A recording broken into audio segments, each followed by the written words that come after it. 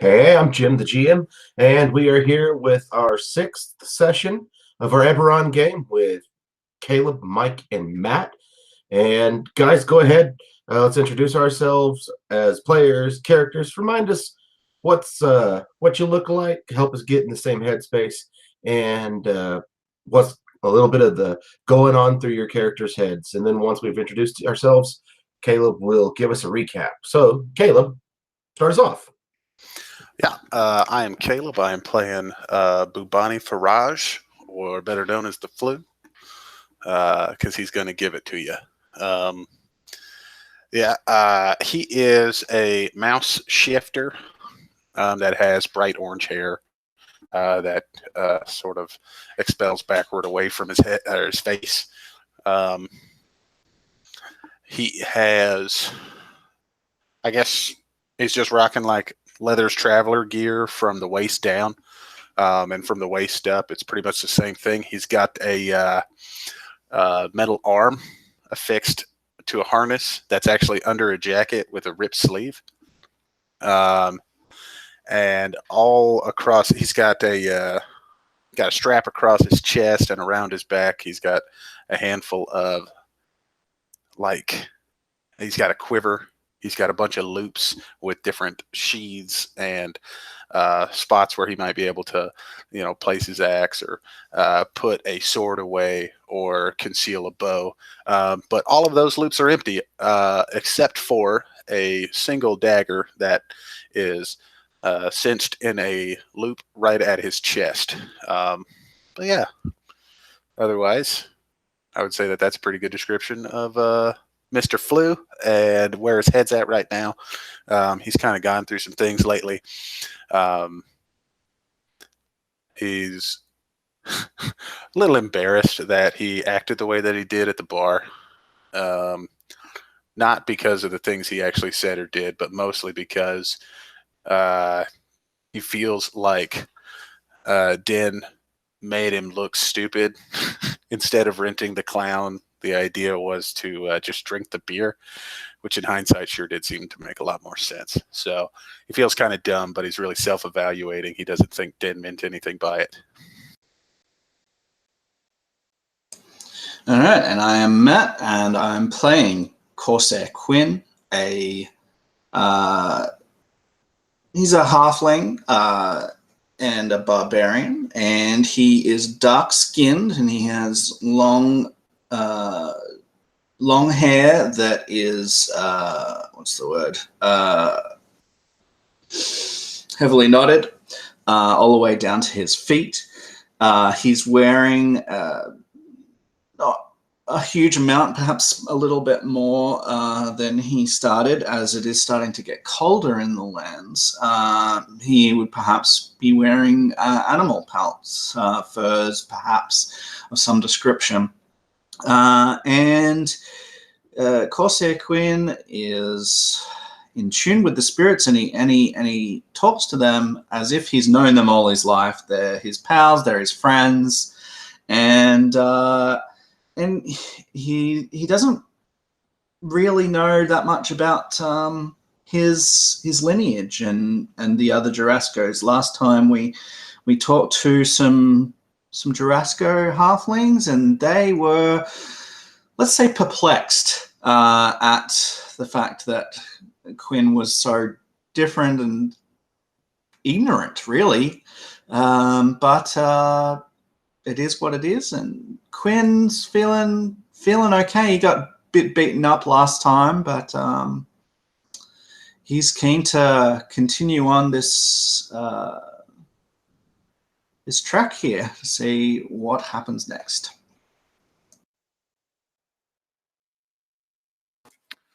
And I am Mike. I'm playing Den DeCanneth, a fair-haired, light-skinned wizard who is a little hungover, probably from the night of the bar. He took the plan to drink all the beer a little too seriously before he realized that wasn't the plan. And yeah, so I think just kind of we would find him heavy-headed and contemplative over what happened, playing with his puppet, who he has carved a new head for that allows him to cast Mage Hand. And so he's actually manipulating the puppet with his Mage Hand, just kind of waiting for the day to begin.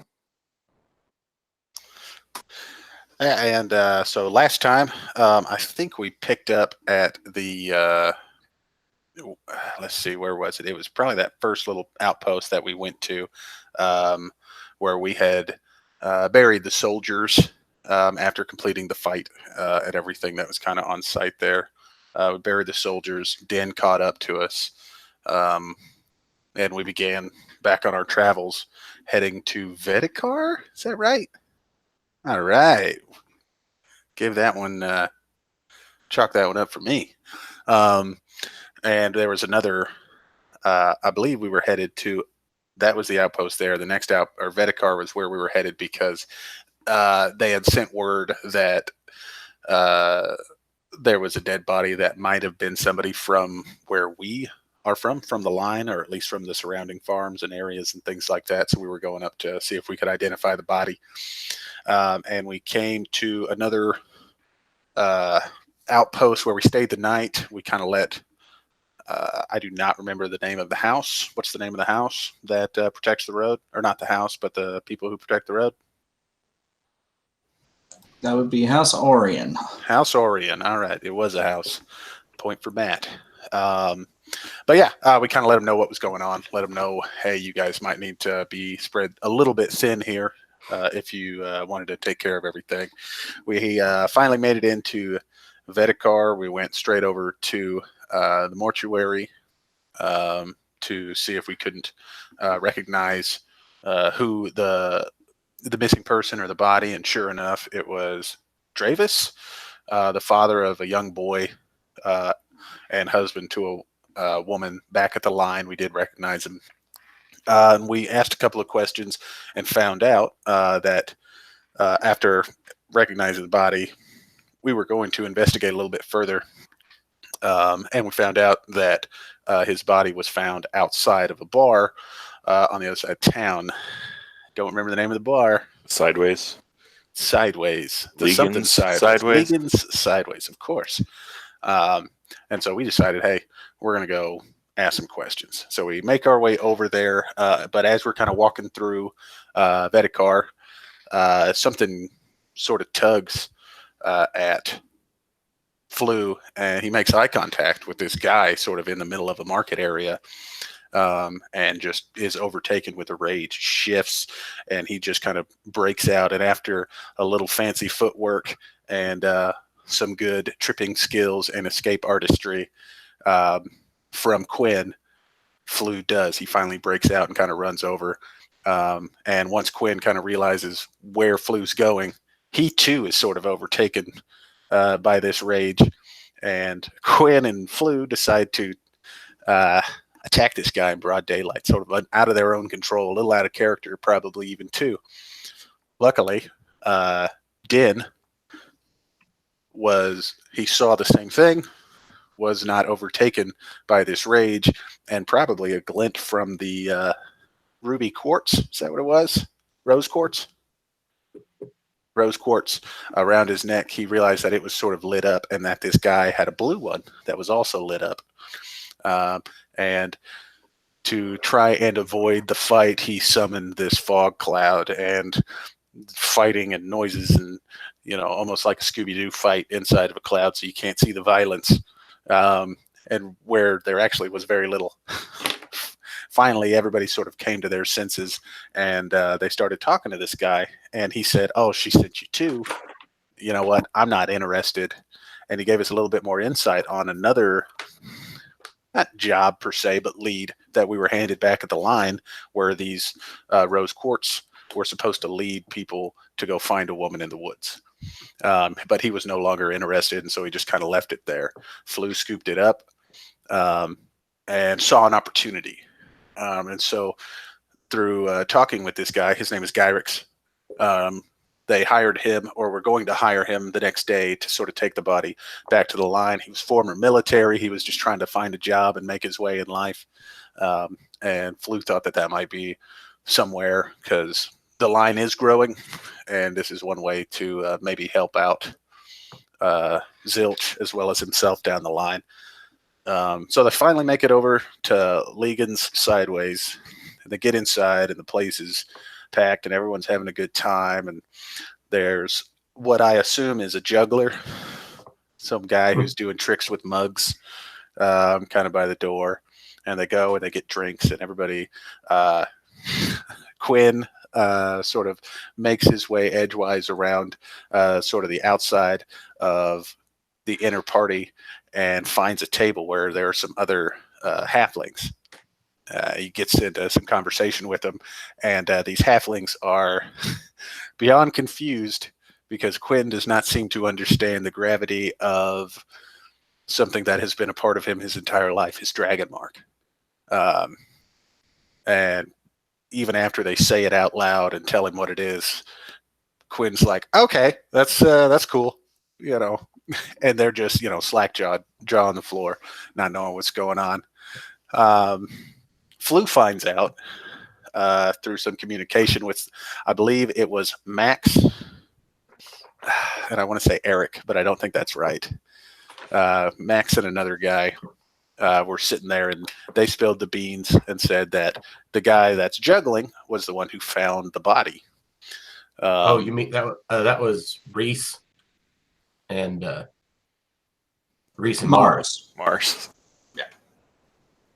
Those were the two guys at the table? Yeah, named after candy bars. Those were the twins. All right. That was serving the bar, yeah. The halfling. Are you talking about the halfling with the other mark?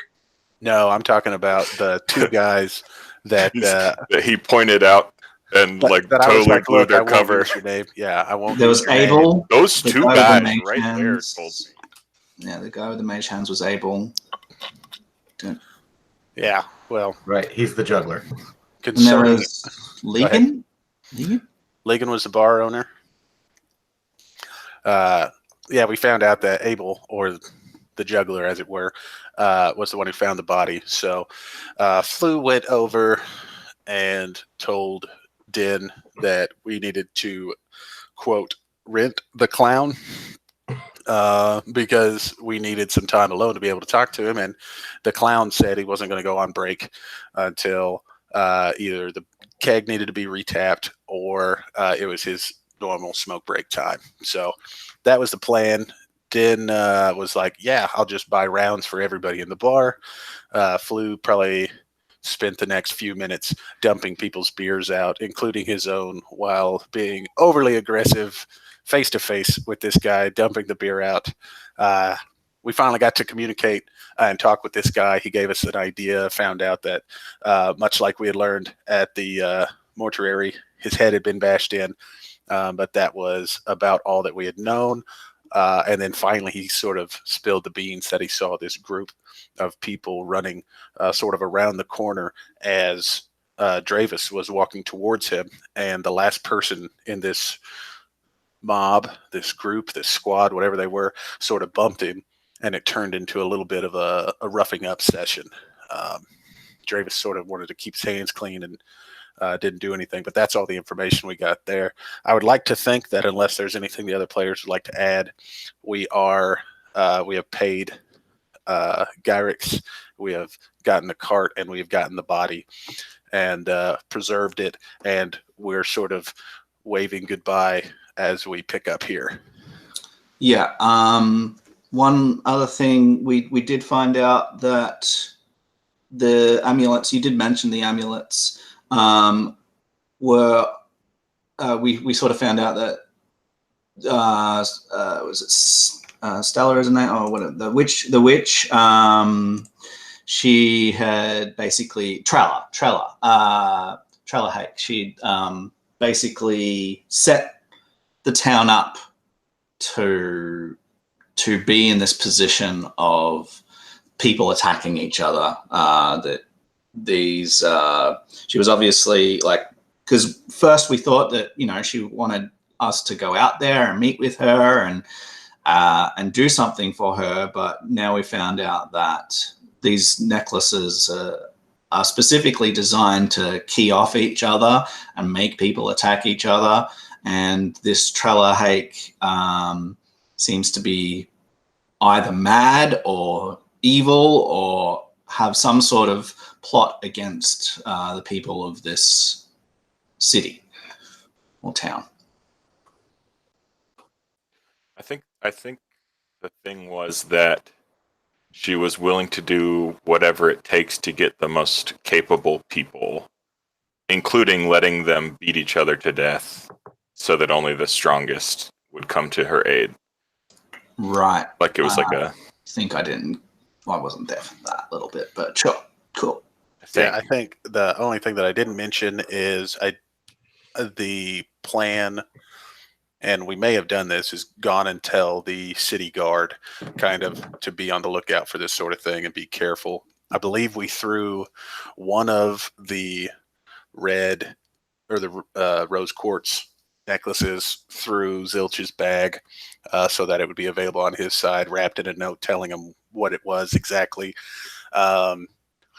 Flew elected to continue to wear the red one, except when he was in the bar. He didn't want to. He's going to be selective with it because he doesn't want to be stupid. He's also carrying the blue one on his person. And also, let me just make sure that I've got this for us for whatever we can do and see how I can put it more into the game. Quinn, I thought you had the amulet of non-detection. Is that wrong? Is it you, Dan, who's got that?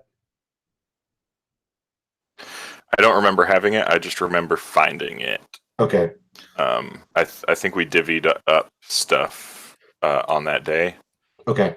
And I think that was the day that he ended up with the bag of furball helpers, the tan sack of kicking ass or whatever it is. The bag of bears. Yeah. Okay, cool. So then what I have then also is that the finger glove is what Flu has, but we still don't know what it does. Yes, we do have a glove that has not yet been identified. And by any chance, Quinn, are you wearing those horse boots? Not currently. Okay. But you have them still? Damn right. I know that they'll probably come in useful at some point, but no, I wouldn't wear them in everyday situation. Okay. Do those horse boots sound like horse hooves, like on cobble when you're like walking in a city? Like, do they have horseshoes on them? They do not. They force don't an unseen servant to show up with 2 coconuts. Yeah. There's just 2 coconuts floating behind you. Okay. So then, what is your guys' plan? How do you want to find more information, or how do you want to go more about this? We do remember that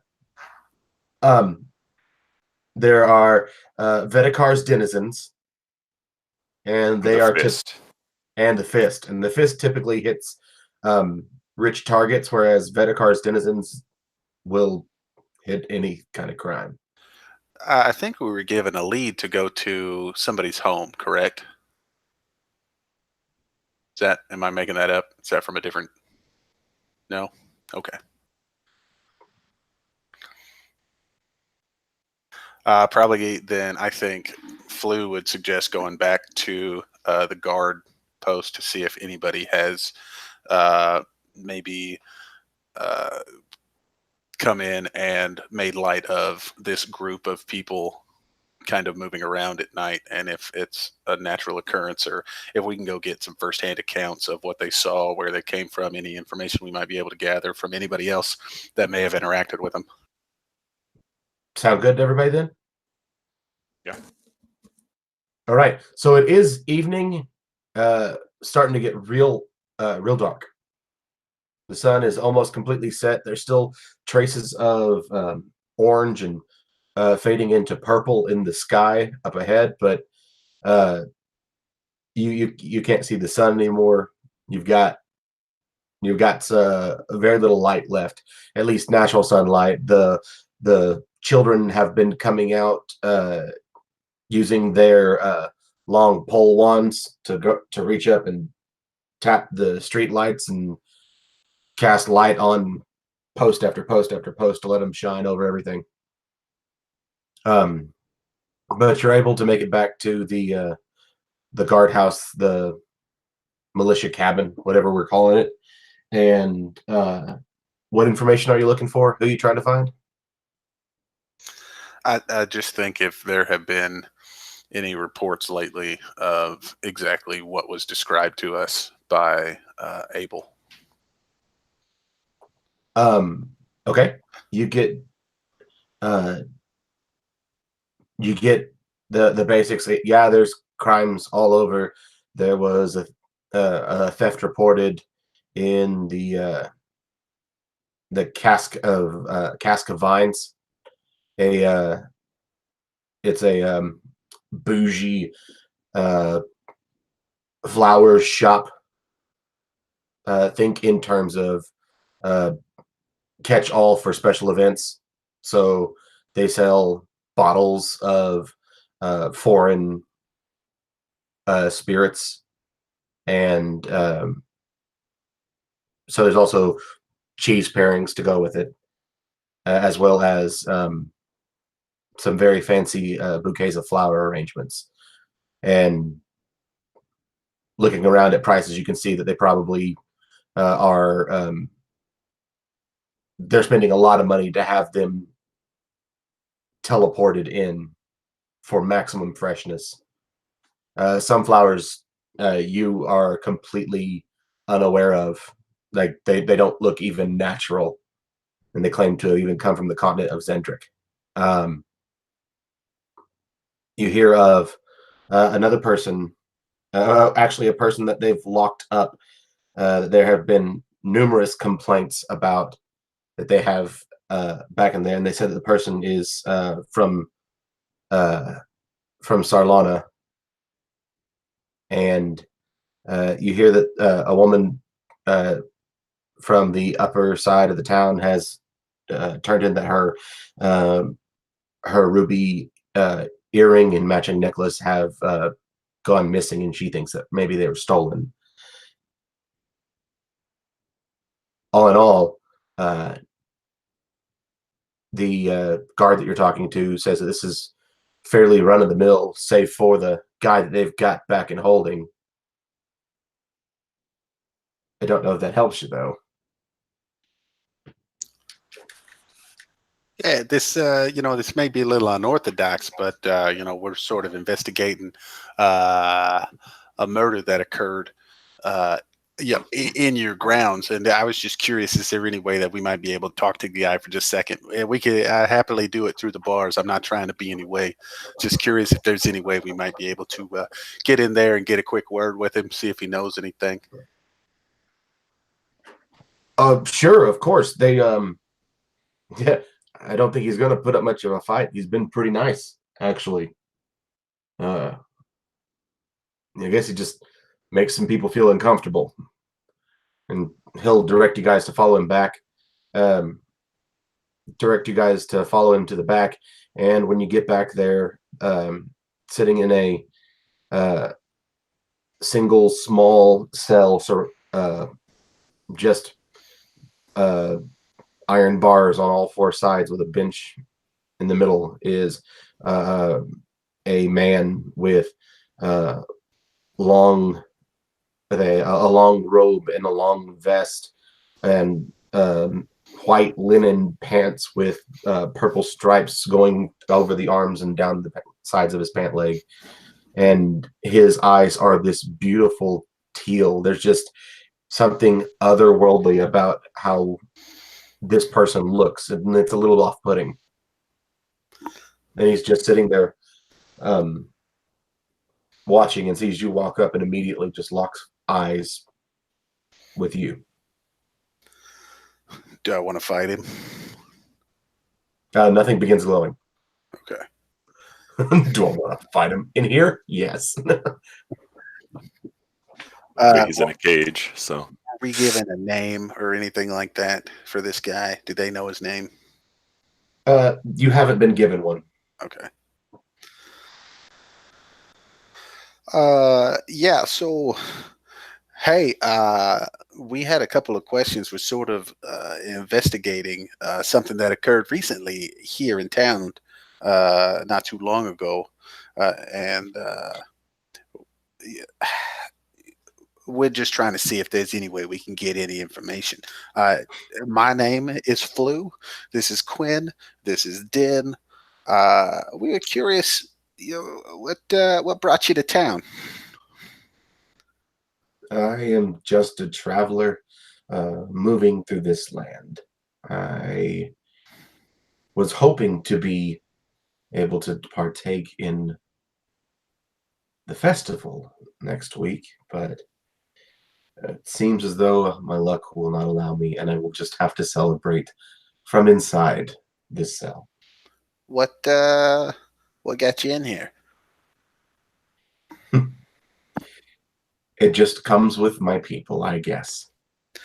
I see. His people. Caleb, have an idea of what this guy might be. Is there any way Flu might have interacted with these people in the past, considering you know what he's done and where he's been? Yeah, go ahead and make an insight check. I mean, you can make an insight check if you want to just say you've dealt with the Kalish Star before. You can. Yeah. If you want a chance of not knowing who the Kalish Star are, go ahead and make the roll.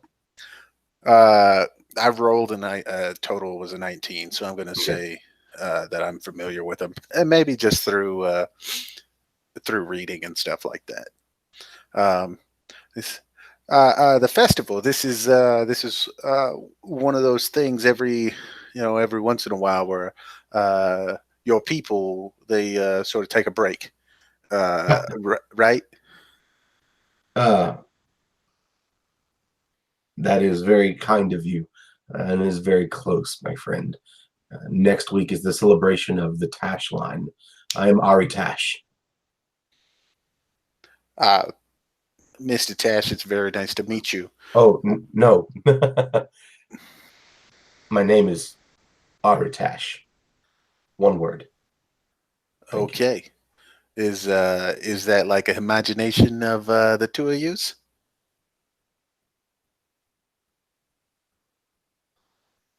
That would be correct. Well, it's nice to meet you, sirs. Ari Tash. You can just talk to me normal. Cool. Yeah, it is a part of who I am, but I'm not two people. Yeah, I apologize. It's to be honest with you, I've read a little bit and I got a little bit of information, but can't say that I've ever met somebody like you before. But back to it's nice to meet you, of course, and I'm sure I speak for the other two. Probably, I don't know, but this celebration, does it come with any sort of sacrifice, any sort of violence? Oh no, no, none at all. Why would you? None at all. Like, I mean, is that from an interpretation of your own, or do you think other people might disagree? What? We're just trying to get a feel for it. You understand? No, my people. Make a persuasion roll. And he goes, my people, and he stops and he looks up at you, waiting for you to roll. 17. Okay, he says, my people, for each one of the quarry that came through,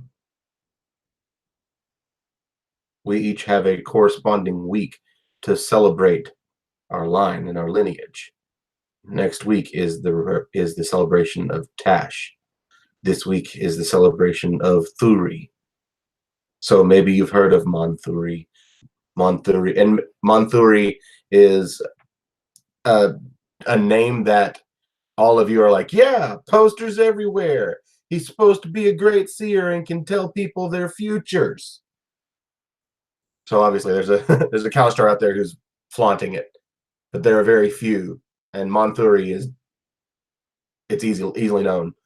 Monthuri is known to tour all the time throughout the entire years, except for 1 week a year where he becomes a recluse, and then we'll pick right back up after that. But next week is the celebration of the Tash line, and it is, as I said, a celebration. It is not a party. It is an opportunity for those of us that are Tash to find each other and to continue building our bonds, especially since we each will carry a piece of Tash within us. So it's kind of like you're all attached. No? Okay, no problem. Look, so the problem is here is the person that we found sort of had an issue with their head being caved in and a little run-in with like a street gang, maybe is a way to put it. And we were just curious, based on kind of what you said, it sounds like you might have been in here a while and maybe didn't have a lot of opportunities in the streets. And so, if nothing else, we're just trying to make sure that there wasn't any information that we might be able to glean off of you since you're here. Well, you're right. I have not been in here very long. I've been in Vidikar for just over a week. My travels have brought me here, and finding myself in such a large city, I had decided to stay to find those who may be my kin. But I'm afraid I do not know what you are talking of. Yeah, and Flu kind of looks at the other two as though any other questions. So sorry, I had to walk away for a little bit of that. So we're talking to this Kalishtar. There's a celebration. I don't know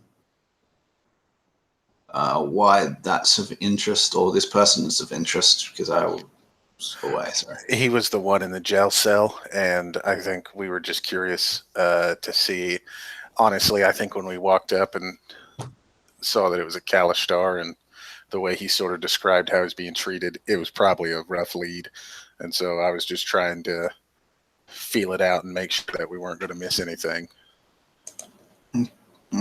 So jail cell for... He did not say. He said other than just being a Kalishtar. No, he said that he has made people uncomfortable. Okay. And the reason why we were down in the prison to begin with? We went there to see if we could find any leads on the roving nighttime gang, to see if anybody had given a report or had seen anything like that. We were given three leads. One was at the Cask of Vines, which is a flower shop / wine and cheese / catch-all for events. There was a person in the jail cell down at the bottom, and then there was a ruby and a necklace stolen from a lady. The Cask of Vines and the stolen property seemed like sort of run-of-the-mill things that occurred. The only thing that was a little bit different was the guy in the jail cell. And since we're here, I figured we'd go ahead and ask him about that. So, I know that was out of character with the conversation, and I'm going to play with that little conversation you guys just had out of character, and even just the thoughts that you're having of, this doesn't seem like it's leading anywhere. I don't have this, so what does this have to do? Maybe we could go to the Cask of Vines. How does this have to do with the Fist or Vidikar's denizens? And immediately in your head, Quinn, you hear Artash's voice. He goes and he says, Vedakar's denizens. You seek them too. And looking at him for just a second, you realize his mouth is not moving.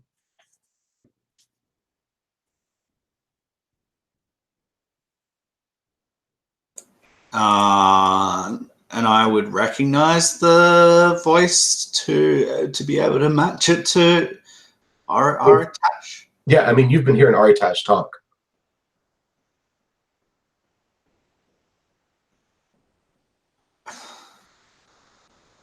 Is he here now? I had figured you hadn't left yet. Yeah, we're standing in front of him. Aritash is the Kalishtar in the jail cell.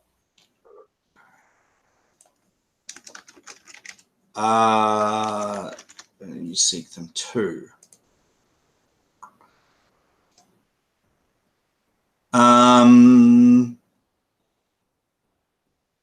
Okay. I think Quinn would.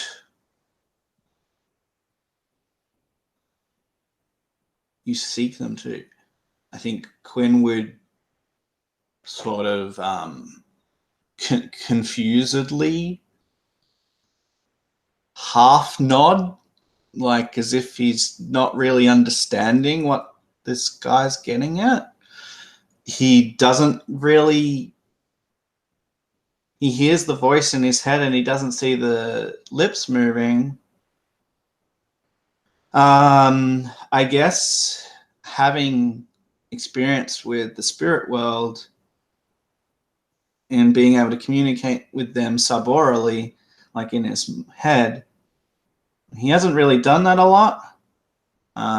Most of his communication, he'll hear it in his head and then he'll say it out aloud. So I think that would translate here. Although he's in a jail cell and he knows that he might be overheard. And so he's like just confused. He looks around. He's not going to say anything to these others just at the moment, but he'll sort of go, just in his head, he won't say it out aloud. He'll say in his head, so can you hear me? And he'll try and, he'll try and hear that voice again in his head. And he looks a little bit disturbed to the others. He looks like he's. He says, again, telepathically, he goes, yes. Okay. I think Quinn's face would become calm again as he's sort of starting to understand. He says, well, this is in his head again. And unless I say so, it'll be in his head. Yeah, he'll say, oh, okay, there's a lot of strange shit going on in this city. There's items getting stolen. There's people getting attacked.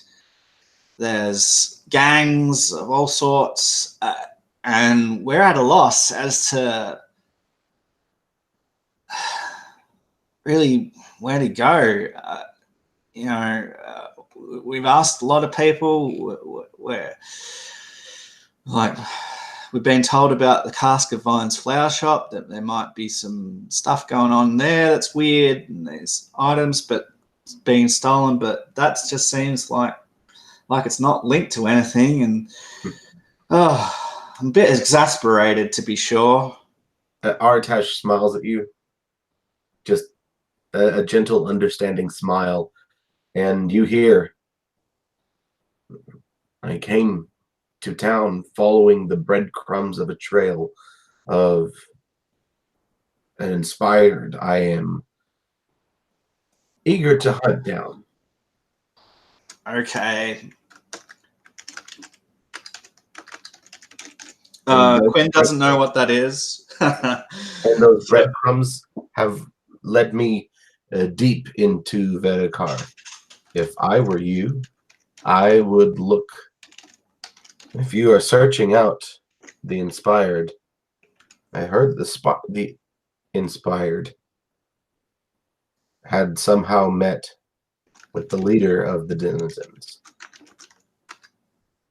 If that's something you'd like to look into, and if that may help you. And the other two of you, Din and Flu, you two are literally just watching the two of them look at each other, and Quinn just, Yeah. and Artash is just, So this is gonna break a little bit here because it's still in his head.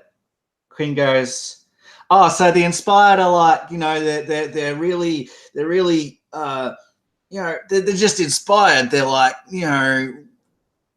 something's, carrying them on in life. There's something that's really." think of them, think of the person as a horse and cart. And inside of them, there is something that is driving the cart.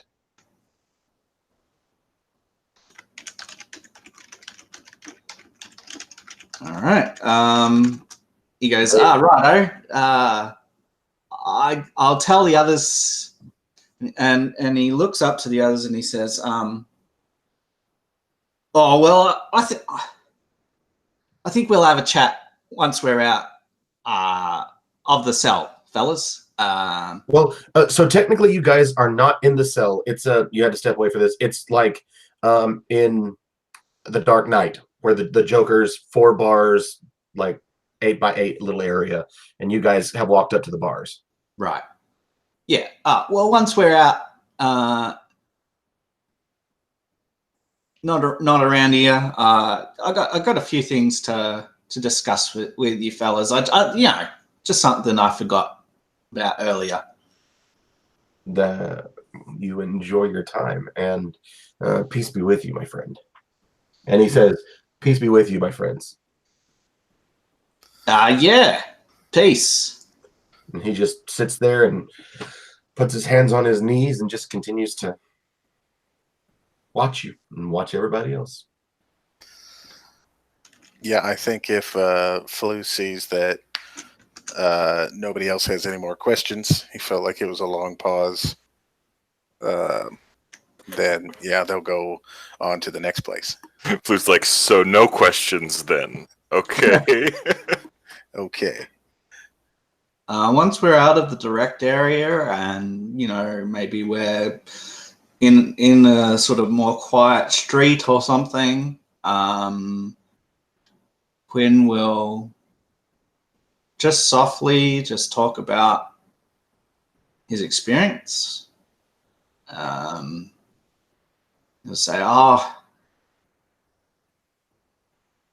feel like that there might have been a few unwelcome ears in that place. Oritash's voice came into my head, kind of like how I hear the spirits. And he said that there's this guy he called an inspired. And he said that they're kind of like a horse and cart with someone else driving it or something. Anyway, this guy, this inspired, apparently met with the leader of the denizens of the town, Vedikar's denizens. Is that this gang? And he's like, apparently, anyway, this guy, this inspired, met with the Vedikar's denizens, and we should investigate that.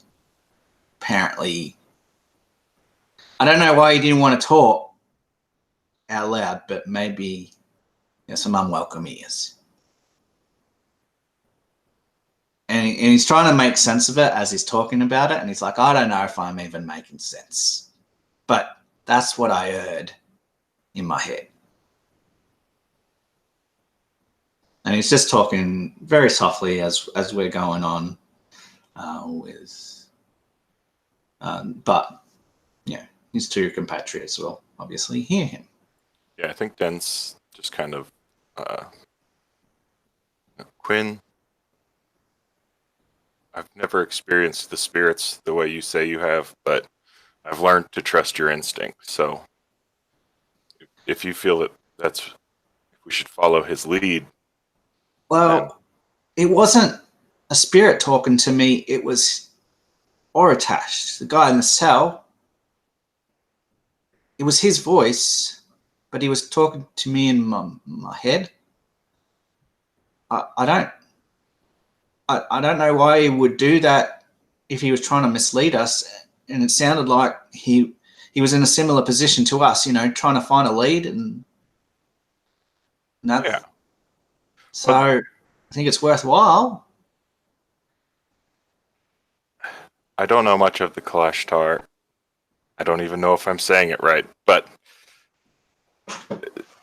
they deal with spirits in a way that I can't possibly understand, and they must know more of other realms. And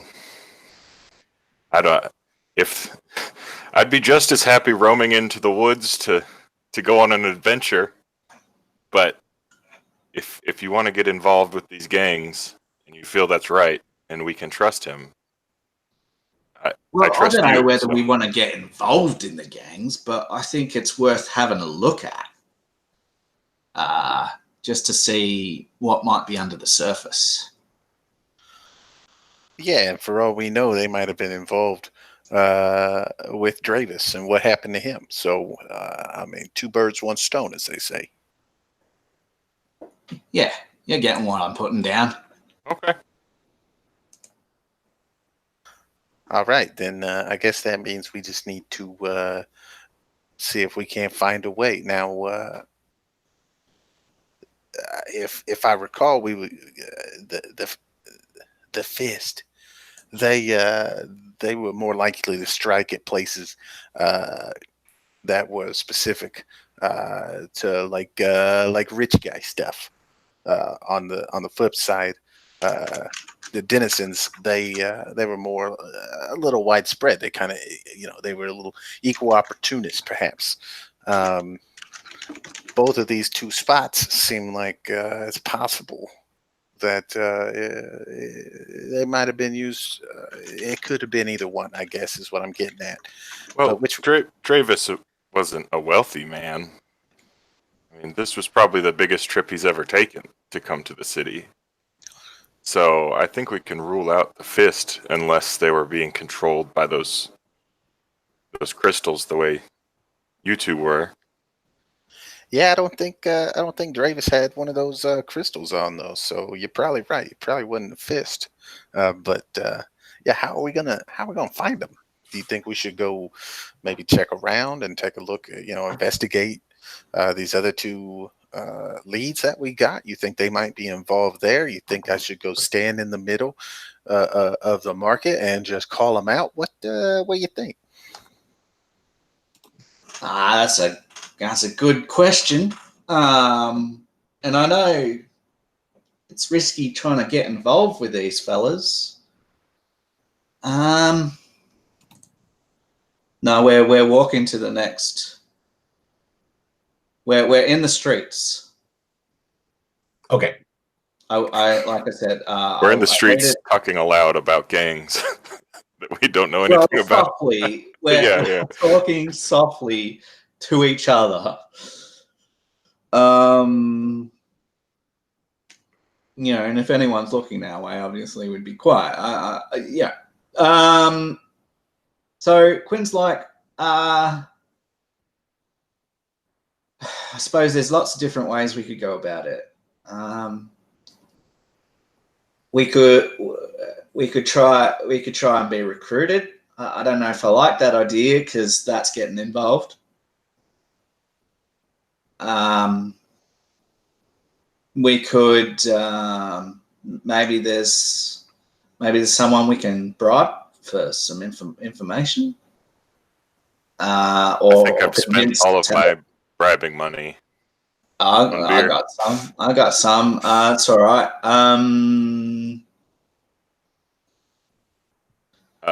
He's the investigator. There is the investigator. he could definitely lead us in a direction, maybe not the right direction, or else he would have caught them by now. But he knows at least the parts of town to avoid. There was a bug. Sambul, the investigator. Sambul Markether, the bugbear, at the mortuary with a scalpel.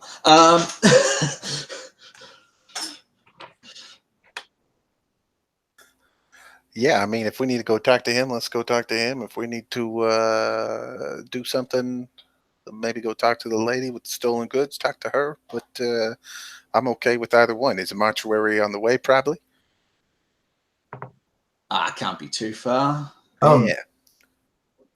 It's actually a part of the station. So we just came from there. All right. So Quinn's like, well, we're out and about anyway. Let's check in with this cask of vines then. If there's any extra information and if it seems connected, well, all well and good. We can add it to the report. If not, well, we got out and saw some sunshine, and we're at least then we're seen as following all the leads as well. I think if we went and reported it now and talk to him now without knowing everything, I think it's better just to double check. We might find nothing, but it's okay. Okay.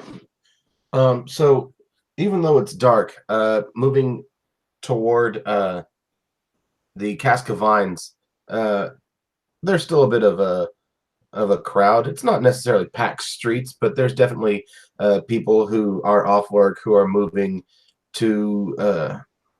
home from having gone to the taverns, or are on their way to the taverns, or on their way to places where they can find entertainment through the night. And Den, cool. Den, make a perception roll for me, please. The other two of you can make perception rolls at disadvantage. Okay. They don't need to. It's a nat 20. Just gonna group her. Awesome. So, what do the other two of you have? I'll have to grab my dice. Sorry. I think Flu will be beginning to map out the town, so he's probably not. I didn't roll. Okay, cool. Yeah, I think I'm the same. I think Quinn's like, this is probably going to be nothing anyway. Let's go for due diligence. But he's not really paying too much attention. I'm going to go grab my dice while you explain what's Awesome. Even better. So a small couple of people with their hoods up to the night are moving around in their small little throng, and they spread out of the way to let you through. But Den, one of them grabs the marionette doll right off your hip and takes off running, and you absolutely see this kid as he reaches, like you're watching the whole time, and he is not aware that you are paying attention to him, and you watch him as he grabs this and begins to run.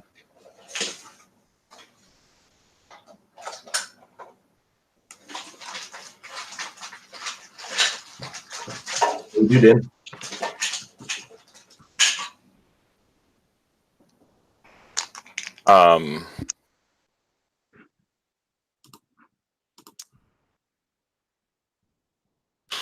Well, I mean, I don't see him going for it. I just see him. He has taken it already. Right. Off of me.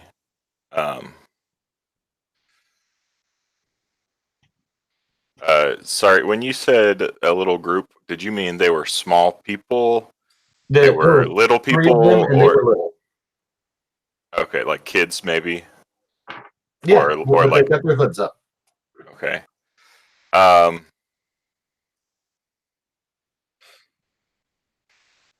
I think I'm just gonna let the guys know because that has my wand attached to it as well. So it is not like I'm just gonna let it slide. But I'm immediately gonna bring these guys' attention, Quinn and Flu's attention, to the fact that I have been cut pursed a little bit, and take off after the kid or the small person. All right. Yeah, Quinn would immediately jump into action there too. Hearing that he's being cut first, you would definitely. Yes, I think Din's just like my wand, and or you know. Yeah. So here's what we're gonna do. Oh, sorry, Flu. What's your reaction to this? Um, does the small person get pointed out, like, or do I see the marionette? Maybe.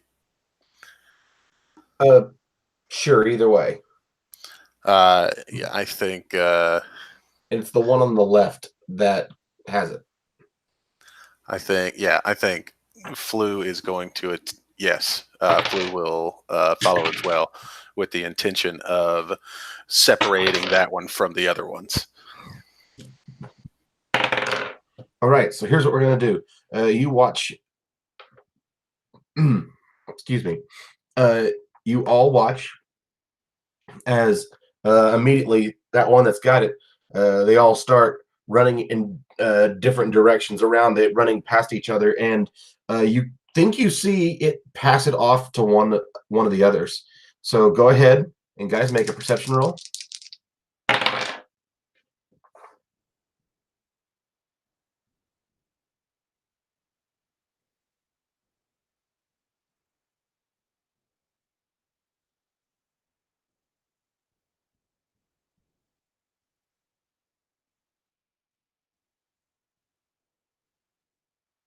Cool. Sweet. And as you're watching it, watching them continue to move on through this, you watch just real quick. They are zooming around, and you watch. Looks like there's another pass off. Go ahead, real quick, and real quick, and go ahead and make another roll. And instead of making a roll, can I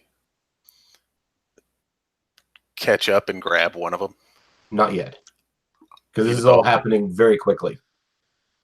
It's not happening in the course of like 30 seconds. It's all happening in the course of like 6 seconds, where they just jumble and move close to each other and then move off in all this different direction real quick.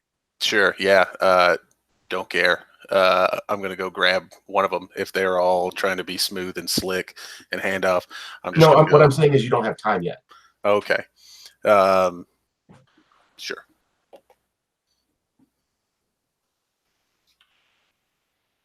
And make one more.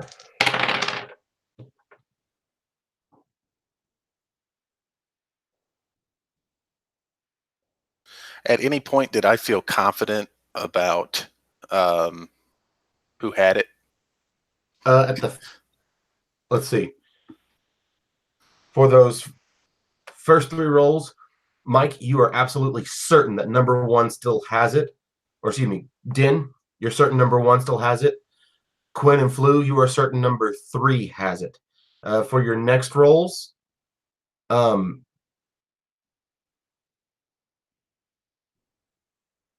Quinn, you are certain that it was passed back off to number 1, whereas Din, you think that it has gone high or low real quick.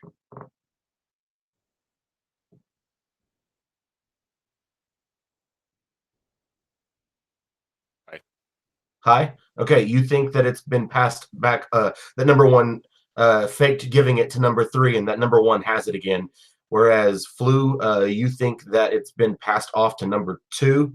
And again, at this one, high or low there, Flu? High. Cool. You are certain that it is passed back to number 3, whereas Quinn, you think number 1 has it, and Den, you think number 2 has it. Are they all, since this is happening very quickly, that must mean they're all right next to each other, right? Yep. Um, So. Yeah. Roll How initiative. strictly is pickpocketing punished in this city? How is what? How strictly is pickpocketing punished in this city? I'm just curious if, like, how we react. Like, I mean, obviously, maybe not. Like, how do we perceive that this is going to be handled by law enforcement? Like, Well, should we if chase they're after? a part of either of the gangs, if they can ever catch them, you would be able to get it back. If not, you might just be out of luck on your wand. And real quick, you're just like, fines, probably not death. Yeah. So go ahead and roll initiative.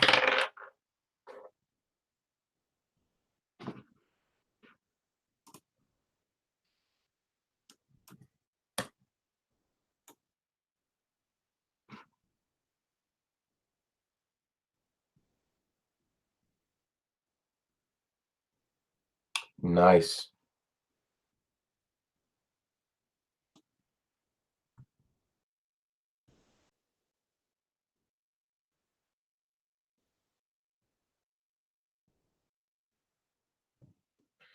All right. So they're actually going to go first, and you watch the 3 of them run off in 3 different directions, full speed. One going down an alley to the left. Let's see. Number 1 goes down an alley to the left. Number 2 starts heading down the main road away from you, and number 3 turns down the street to the right.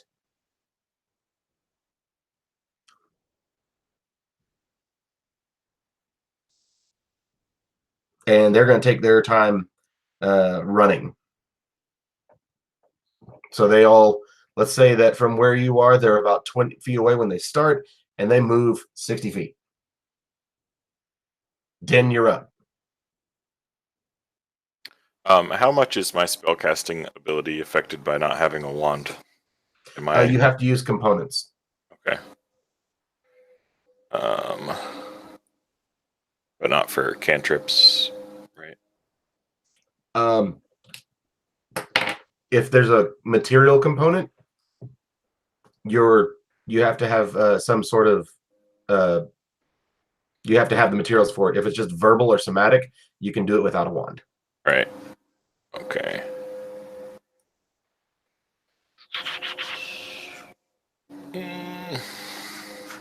To recap, I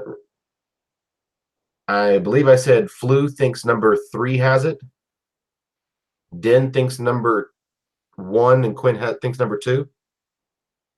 I think number 2 has it. Was the last thing he said. So Den thinks number 2 has it. Quinn thinks number 1. Yeah. And Flu thinks number 3.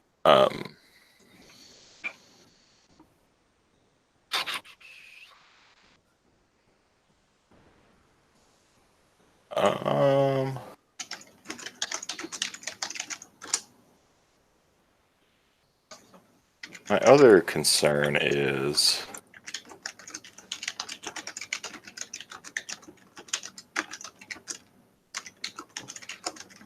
like a wand costs 10 gold and I can make another marionette. Like, Okay. it sucks that it's gone, but like, am I gonna kill a kid over it? I don't know. Okay. I Do just you want to hold? Or that's kind of where I'm at. Unless maybe I'll use. Where did you say number 2 went? Down an alley? no, number 2 ran straight away from you. Number 1 went left down an alley, and number 3 turned right down an adjacent road.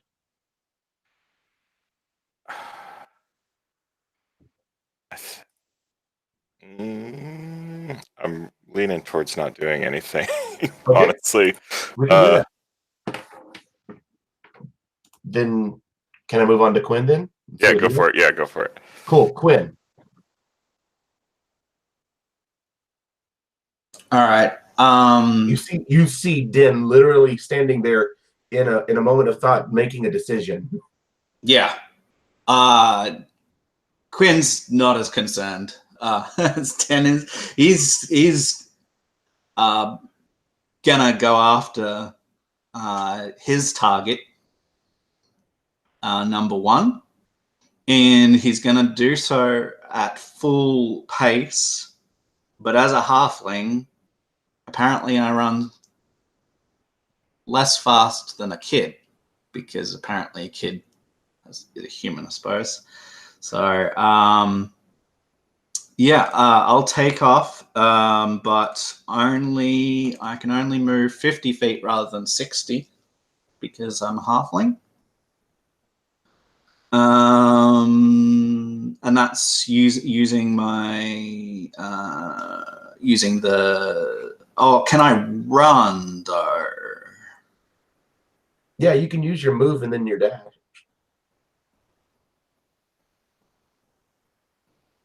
Right, but there's no. Yeah, so it's only move and dash in this, isn't it? There's no Right. run. Right. Okay. I'm used to other editions. Okay. Real quick, make an acrobatics check for me then. Okay.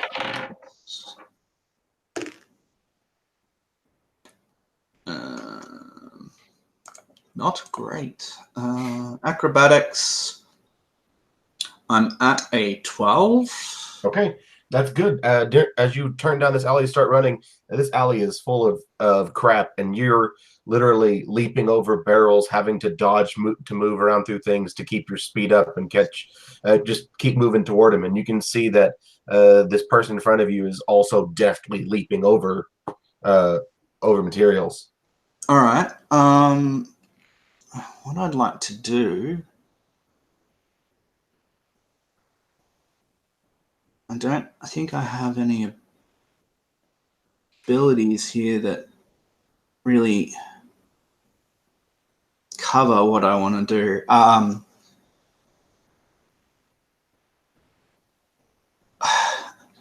think at this point Quinn wants to assimilate himself into this group, so he's pursuing this kid, and I think he would yell out something along the lines of,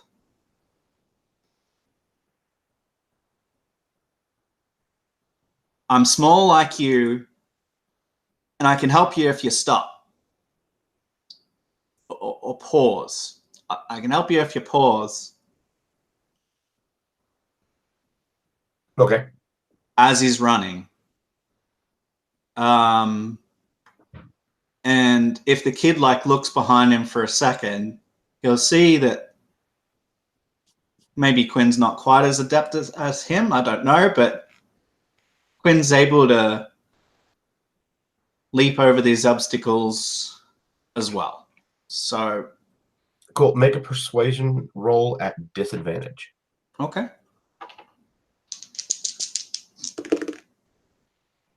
Yep. Disadvantage. 10. All right.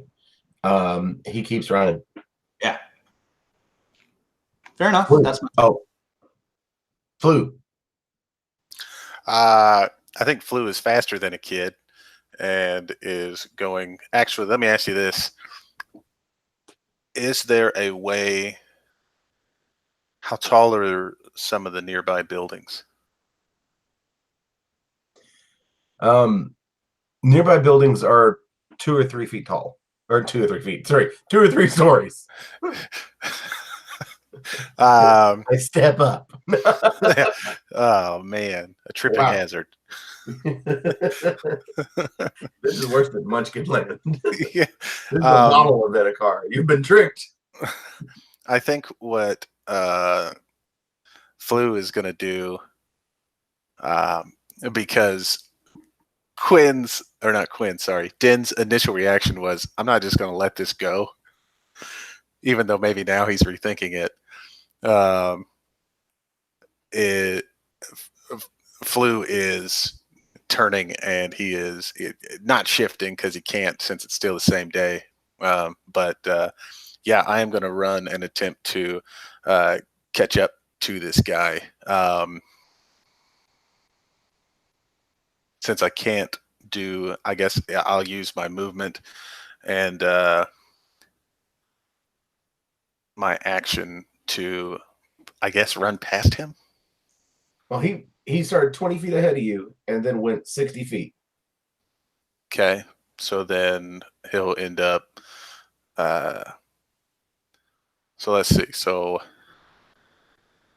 yeah, then I'll end up 10 feet behind him, or that's my plan. Is I'm gonna kind of just dart off after him, and the whole time, basically saying, "Kid, you better quit." Cool. Being this close to him, then make a perception roll at. You have dark vision? I do. Okay. Then let's see. Perception. That's a 21. All right. As you say, kid, like you start shouting out. You actually stop yourself mid sentence because underneath that cloak with the hood up, there are weird cloven feet down at the bottom.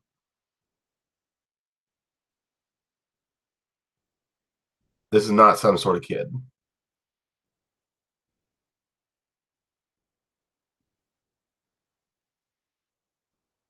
All right. All right.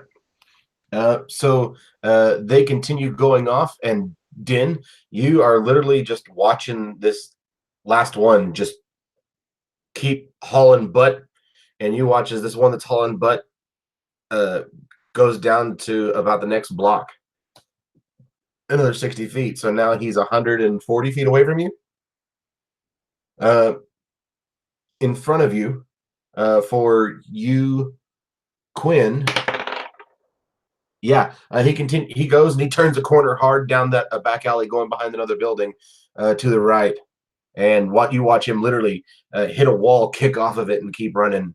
And Flew, the one in front of you, is going and going and going, and you watch this one turn left down an alley. So Den, you're up.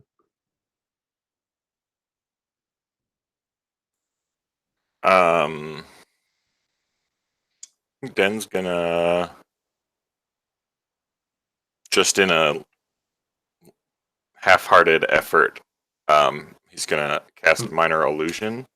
No, wait, stop. Huh? to like blow the horns of the guard or something, like make a noise. Okay. Just kind of like, maybe I could stop him, but also he's kind of like looking around, like where's a shop so I can get a new wand, because this, like it's whatever. I just bought rounds for like a full bar. It's it's just Cool. a thing. Go ahead and so you cast it. That doesn't require you to do anything. You just kind of do it. And it's Minor Illusion, right? Yes. Is that something that happens to an area, or is that something that happens into one person's head?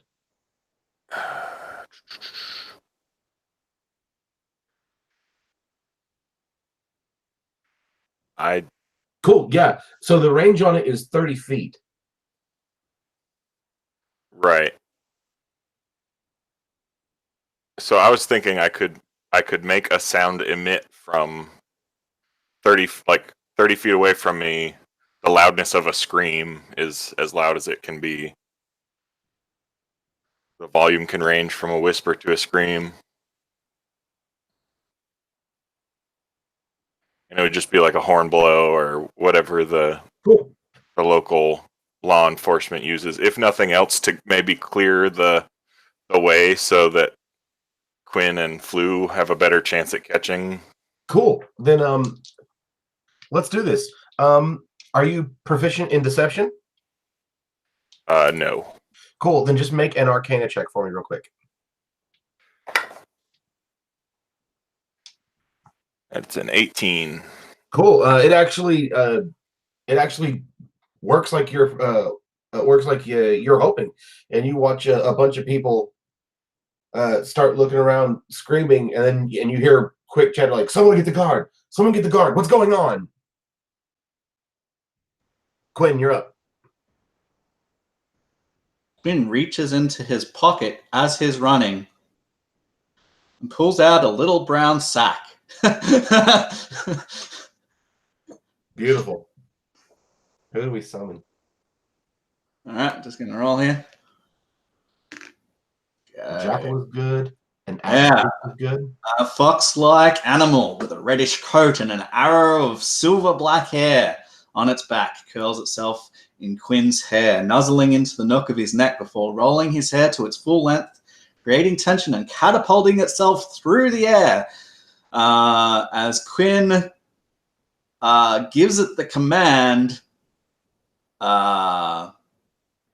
which would be like sick, I guess, in dog terms, or catch and detain in long length terms. But yeah, it would just be sick him. And he calls him Pokiha. He says, "G'day, Pokiha, sick him."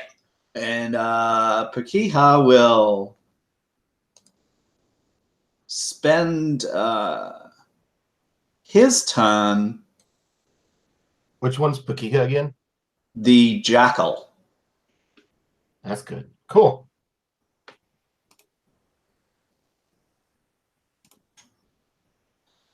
Spend his turn. Basically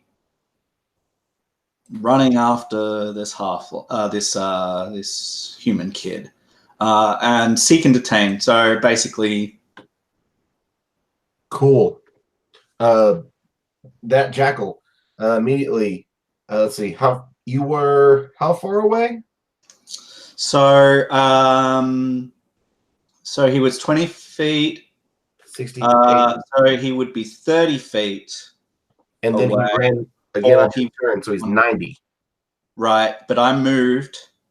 You moved. So 60. And then is it a bonus action to throw it, or is it an action to throw it? it's an action, but movement isn't an action. So right, so you move 30. So he's 60. Move 30. Throw the thing. And how far? What's the range on throwing that? That's tricks. Well, he has that highlight arm that he's been carrying around. So he can throw it extra far. No, 20 feet. Yeah, so I throw it 20 feet, so it'll be 40, and then it can spend its turn catching up. Cool. You watch that jackal finish off the rest of the distance right to him and tackle that kid to the ground. Like straight up, just you throw it, you watch him come out of your hair, he hits the ground, rolls, and just and tackles him straight away. Nice. And that'll actually do a little bit of damage to him. Cool. Okay. Sure. Oh. So that brings it to a Flu. So he was 10 feet in front of me, and then he used all 60 feet of his movement, eventually taking a left. Cool. So he's still 20 feet in front of you? No, No, I have 35 feet of movement, so if nothing else, I would be right on him. Yeah, you are right on him now. Yeah, yes. So yeah, kind of same thing. He would just be yelling, "Drop it!" And there's absolutely no response to you saying "drop it." So the first one tries to get away from the jackal. He's not going to do it. The second one, nobody can see where the second one's gone anymore. Or no, it goes 30 feet forward and then turns right down the road to the right. And the last one tries to run away from you there, Flu. I never drew my dagger, so I guess I'd just take a swipe at him. Yeah. Oh boy, this is trouble. So I'm guessing it would just be it's my strength and proficiency added to the dice roll.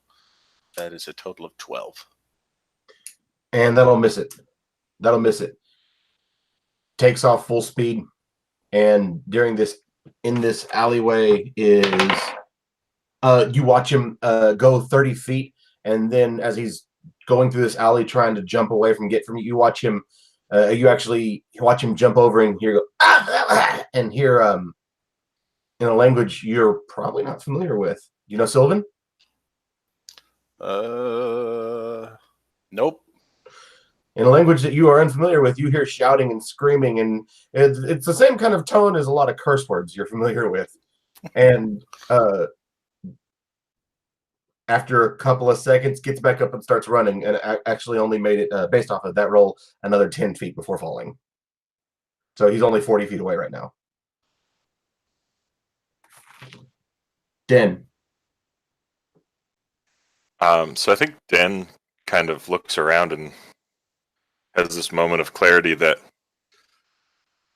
maybe they were stealing to separate us and not to not to steal my cheap little wand and puppet that I've been playing with. And Nice. so yeah, go ahead. Cool. Getting that. Make a perception roll for me with advantage. All right.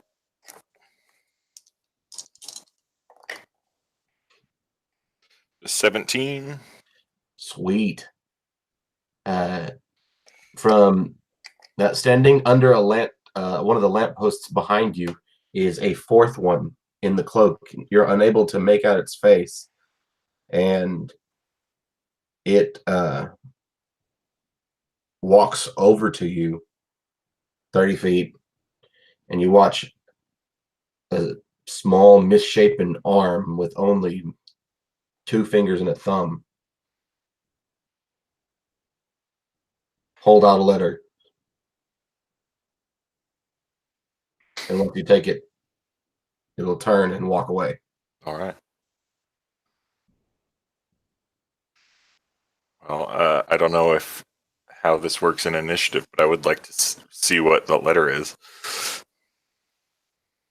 Cool. As you open it real quick, in that amount of time, the letter is written in Elvish.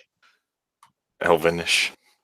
I actually, when you asked if he knew Sylvan, I realized that I know Common +3, but I didn't know what languages were applicable in Eberron, so I never assigned those.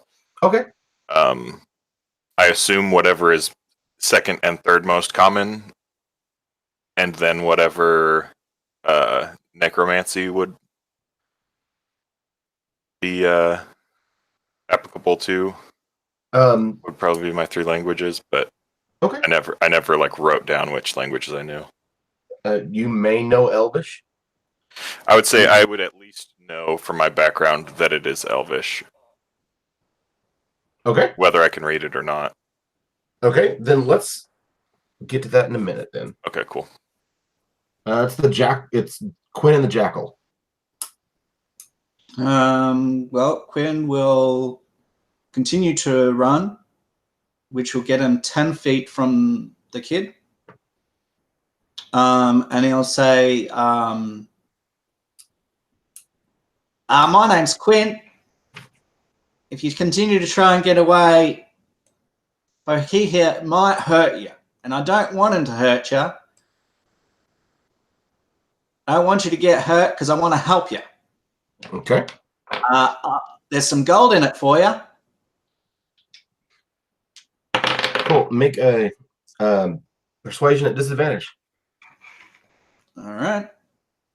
Even with the bribe. Yeah. Yeah, there's no way I'm... Okay. He tries to break loose, and the hyena still got him, and the hyena is going to give him a swift bite and pain there.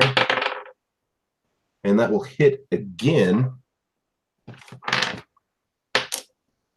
Awesome. Slow but sure death. And Flu.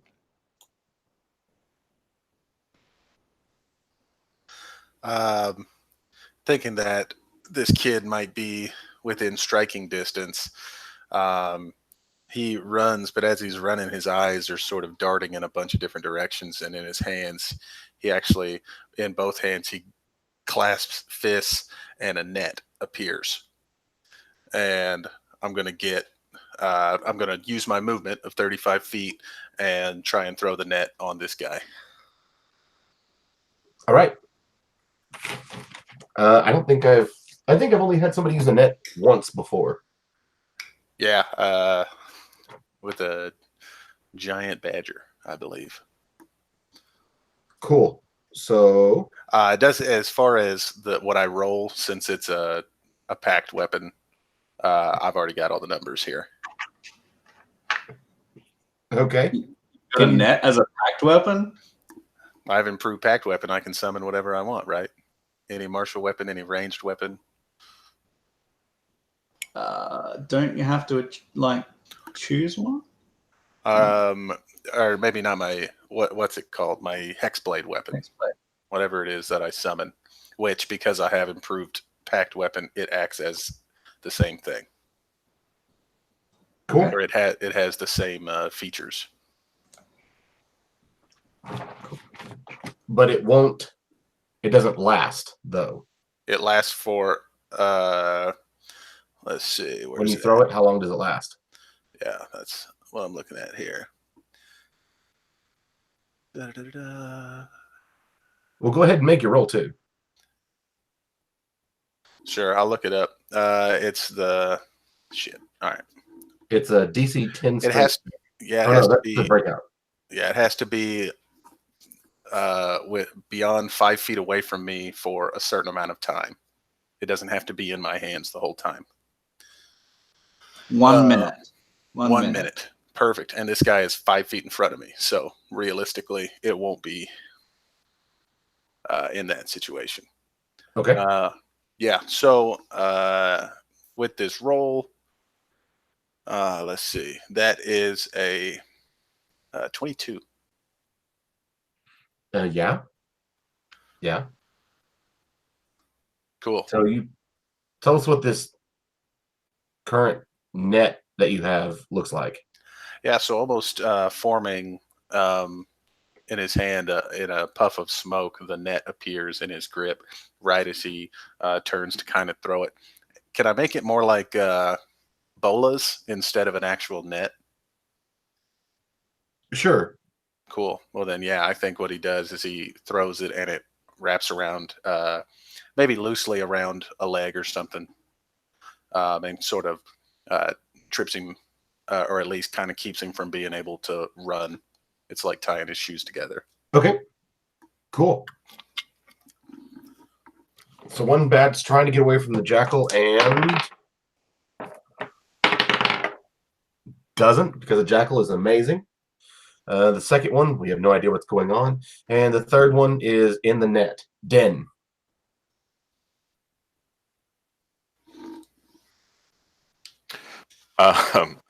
Den's just standing there under the light of a lamp, trying to decipher this letter.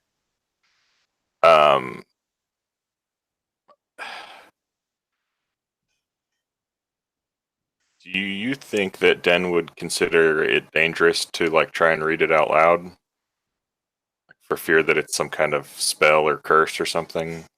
That's all up to you, man.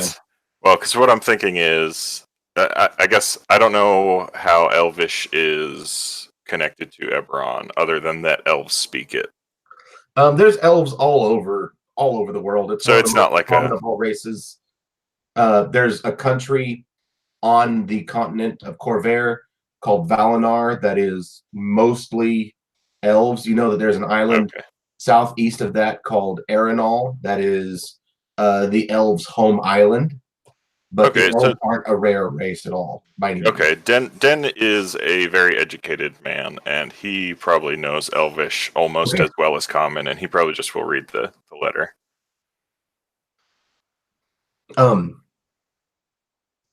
You get a in Elvish, you get just quickly scrolled down a handful of words, and it says, "Your enemy is denizens.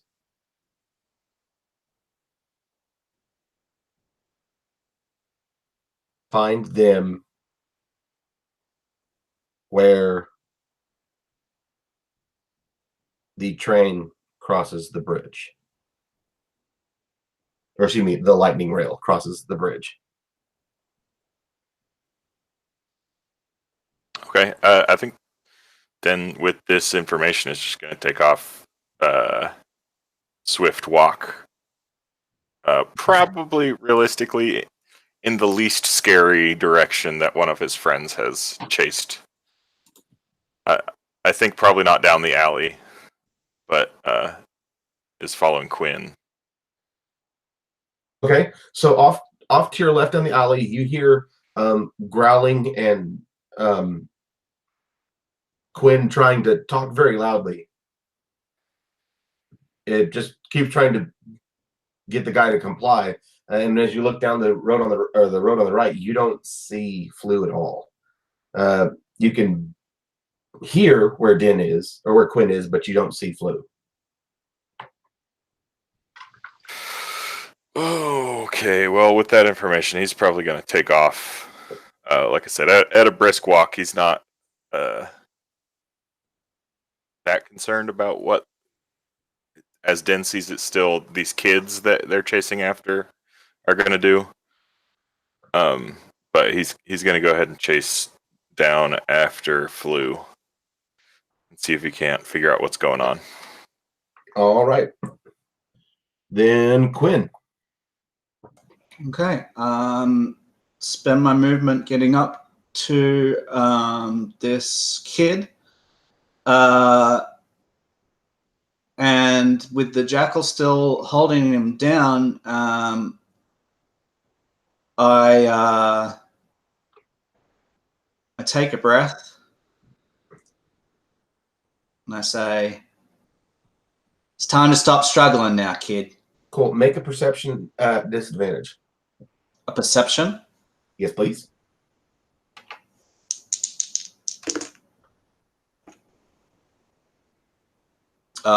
With disadvantage, 20. Not natural. Beautiful. Yeah, so you see that through the rolling around the fight with the jackal, this thing trying to get out of it, the cloak pulls back from hiding it, and it has this odd gray face with a huge nose and black eyes, and you can see the two-fingered with a thumb hand on each arm and the odd cloven feet. Okay. That doesn't stop him taking his action to healing touch on this kid. And what the kid will see is another kid basically appear, or the spirit of a kid in any way. It will be sort of formless, but it will look like a child. The child will sit cross-legged, will hold his hands flat out, and then will reach a hand and touch the kid's cheek, and the kid's wounds will knit, and he will heal for up to 7, depending on how much damage is taken. Okay. Wisdom. I add my wisdom. Sorry, it'll be 7 plus 2, so 9 hit points. And in his other hand, Quinn will have a handful of coins, gold coins, and he'll hold out his other hand, and he'll say, "Yeah, it's time to stop running now, kid." That's his turn. Anything for the jackal? The jackal's still on command, detain. So, Okay. Yeah. Then he will keep a hold of him. Flew. Yeah, I think if this thing didn't bust out of the net or the bolas, I think he'd just kind of walk over to it and grab it by the back of his cloak and just kind of flip and turn him over and say, "Put it down." And you see the creature with one hand just trying to get himself out of the rope, not responding to what your command is.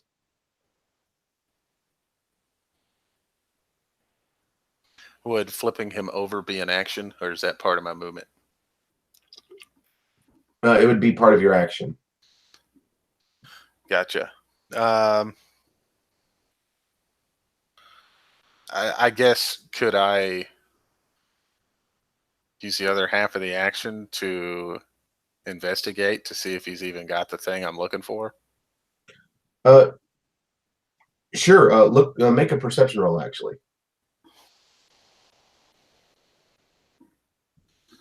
20 unnatural. yep, he's got it. Okay. Well, I don't have any action, or I got a fair amount of movement left. But I think what I'll probably do is just position myself in front of the direction he was running. And I guess that's my turn. So you go around him then? Mm-hmm. Okay. Cool. Then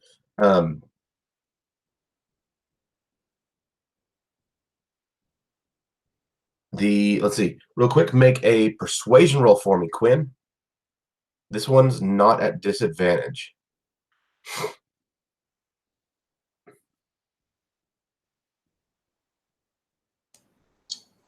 $15. All right. You see him pinned down with his jackal, like having his mouth around the creature's arm, just and leaned, like sitting on top of him. He sees that, and he's looking at you with his solid black eyes, looking at your hand, looking at you in solid black eyes, and he's just locked in with you at the moment. The one in front of you, Flew, tries to break out and does not. And you watch him with his free hand draw a dagger. Okay.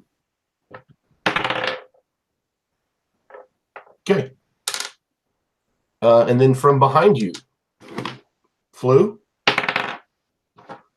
an attack comes.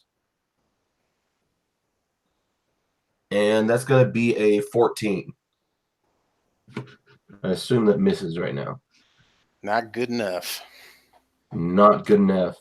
And you can see as a dagger, actually the butt of it hits you in the shoulder, and you're like, what? And you turn around, and there's the second one. Den.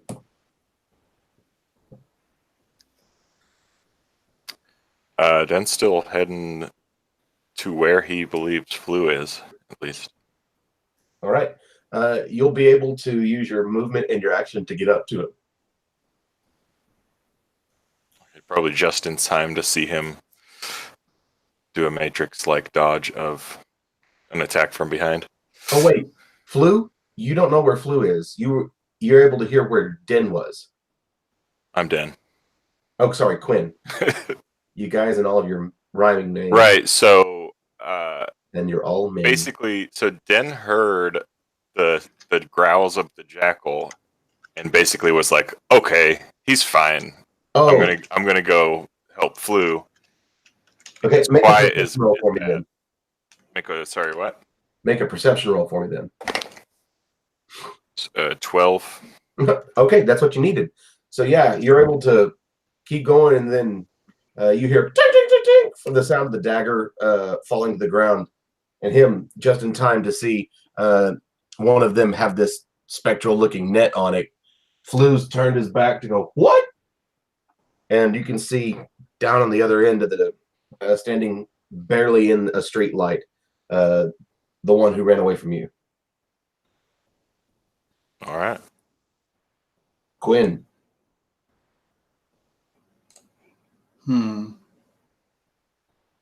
So he's just staring me in the eye. Staring you down, staring at the coins. Like you can see this angry desire for those pieces of gold.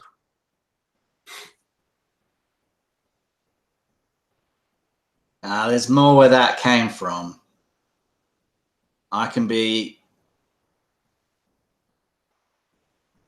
a big help to you. I have a lot of skills, a lot of friends. Don't know what you want. And he'll say this 4 times, but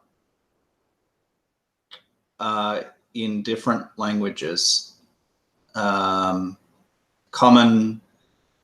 Halfling, Dwarvish, and Elvish, which is the languages that he knows. Just in case this person doesn't understand him, he's trying different languages to calm him down and tell him, I will drop, say, 5 gold onto the ground. I will say, sit to my jackal. Jackal will let go and sit. And then I'll say, guard.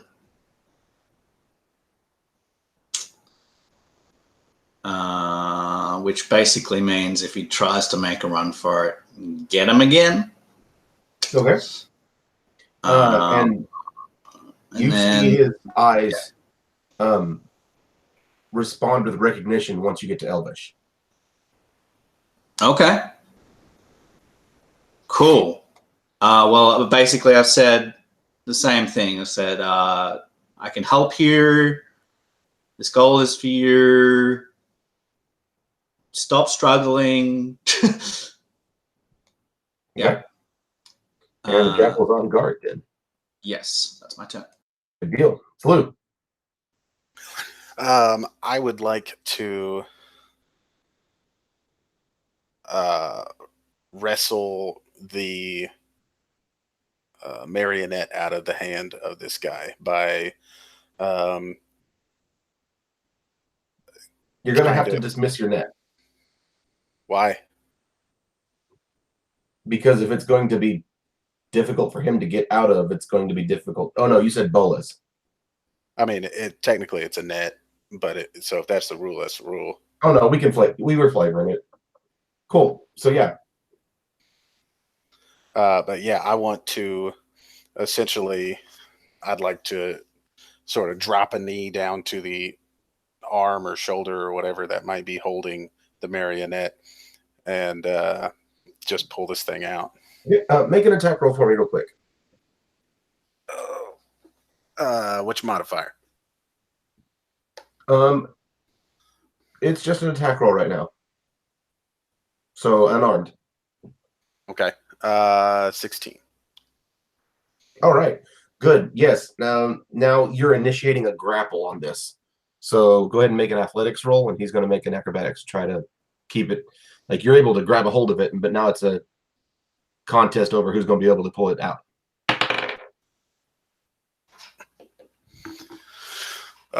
If it's athletics, that is bad for me. You can always spend another hero point to gain advantage on this. Nah, I'll go with the 15. You actually will beat him then. And you pull it out of his hands. Okay. As soon as I have it out of his hands, I look down at him, and Flu kind of smiles and winks at him. And as he winks, he disappears in a puff of smoke. and I'll cast Misty Step to the nearest rooftop. Cool. You can go straight up. Cool. So, so that's great. So, like in a cloud of mist, you disappear, and then since he's laying on his back, he sees you still looking over the edge at him from up 30 feet up in the air now. Yeah, and That's a nice image. yeah, I'll kind of look at him and then walk across the roof, kind of heading back towards where we all started. Okay. You're gonna have to go at half speed for movement up there, just because these are not flat roofs; these are pointed tops. That's fine. And the baddies.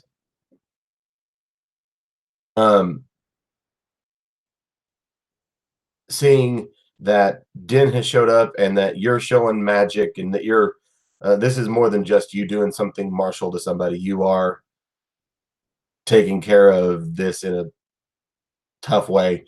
You watch as the one that has the bolos ends up getting up and getting out of them and begins running, whereas the one at the other end steps forward to kind of block the way until the other one can go past. But Din flew. It looks as though these two are running off. And we're going to go out of initiative and finish off Quinn and the last one. So Quinn, on the ground looking at you,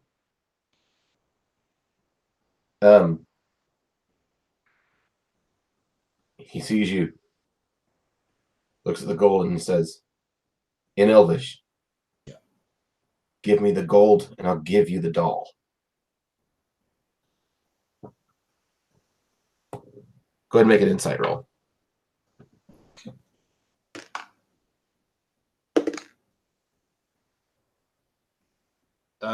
Insight, 16. He does not have the doll.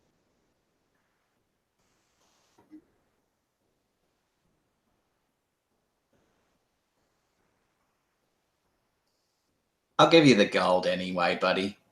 You're not going to give me a doll. You don't have a doll. You can have the money. I want to help you. See right through you. Just like you can see through that. And the spirit's still there. And he's looking at you and looking at the gold and goes, why help Sleek?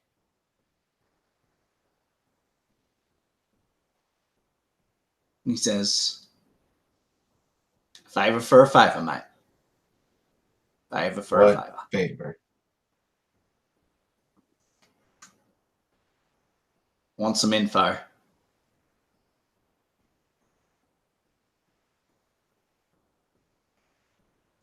And he Don't looks have to and waits. do anything. Just want some info. And on the up and up, you know?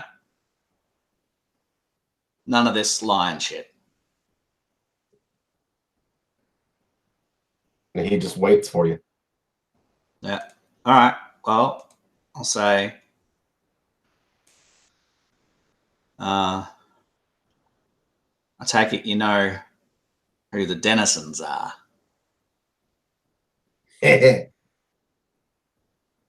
Yes. He says, I want in, mate. Can you get me in? And then his smile and laugh goes away into a frown. He spits off to the side.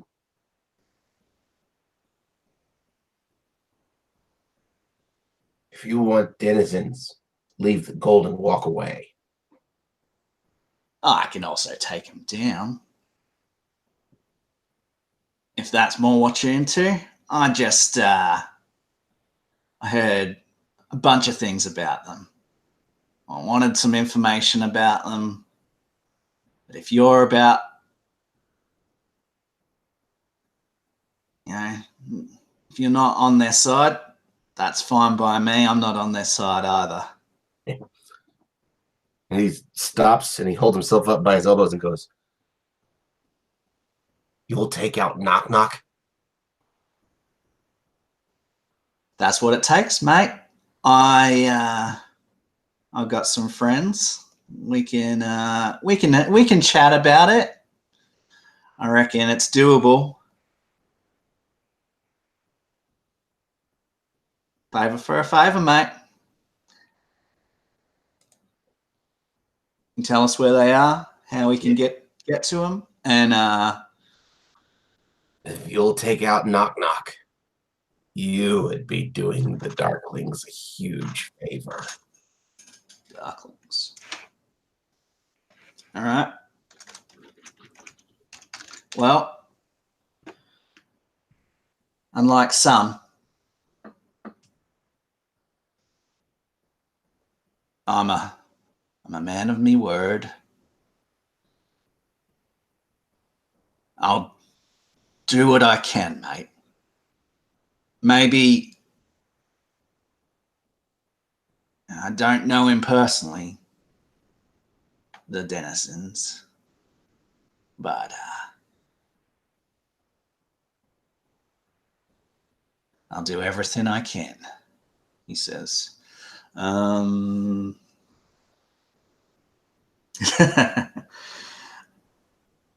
can I find him?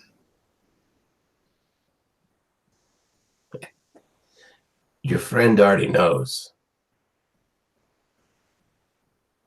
They're under the bridge where the lightning rail crosses. That's where their entrance is.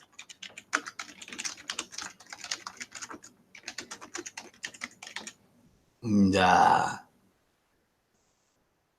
happen to know their number? Number? How many of them are there? Oh, easily 60 or 70. Well, I'm one man. I got friends, but we're not that many. We can probably do something, but I need to be up and up with you, mate.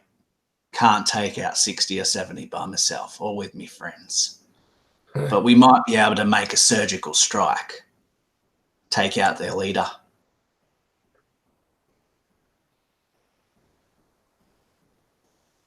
And he looks at you. Make a persuasion roll.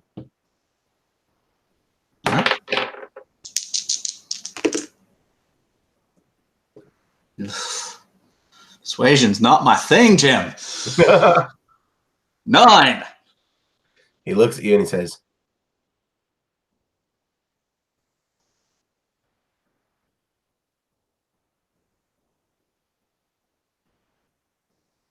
I don't know if you'll be able to, but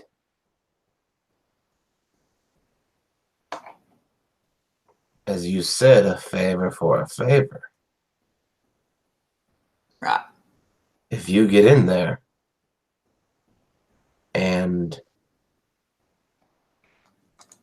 let's say that, for instance,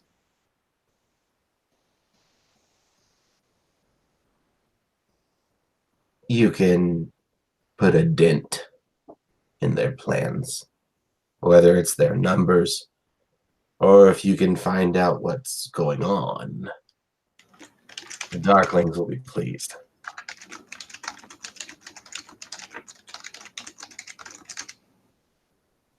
Righto.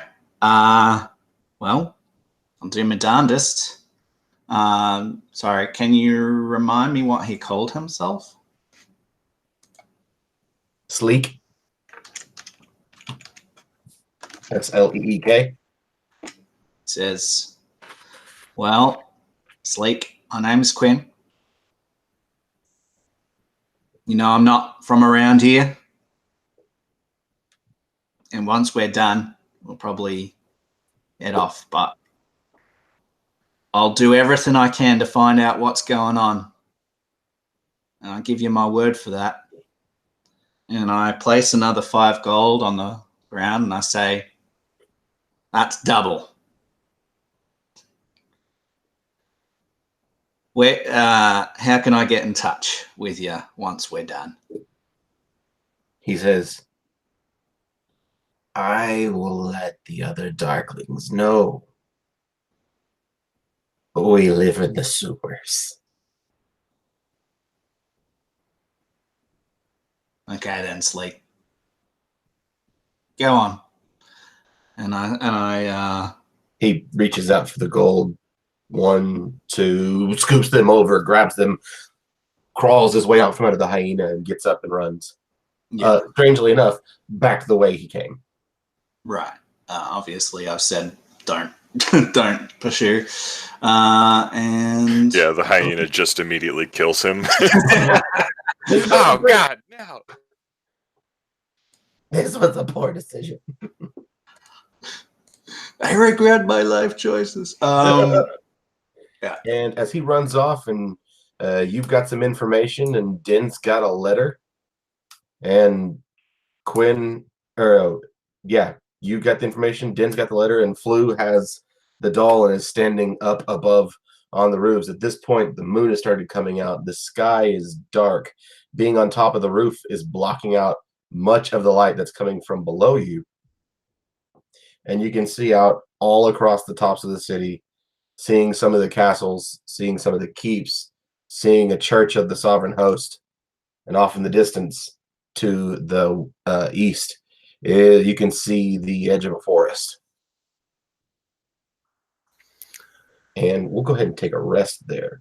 So come back in 5 minutes, guys. Okey doke. Sweet.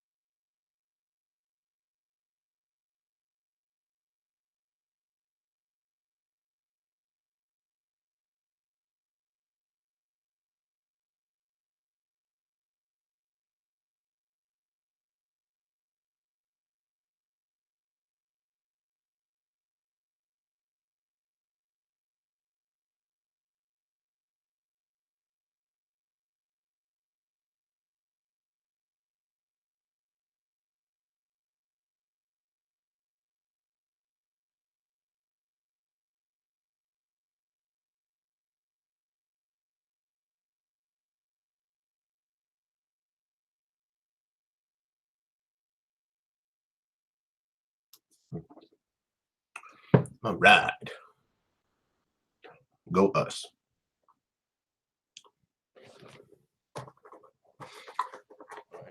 I was reading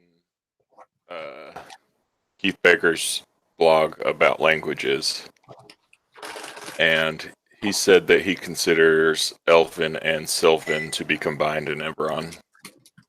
Okay. For the record. I'm good with that.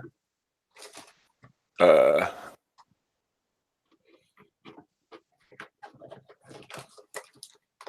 yeah, I kind of came down on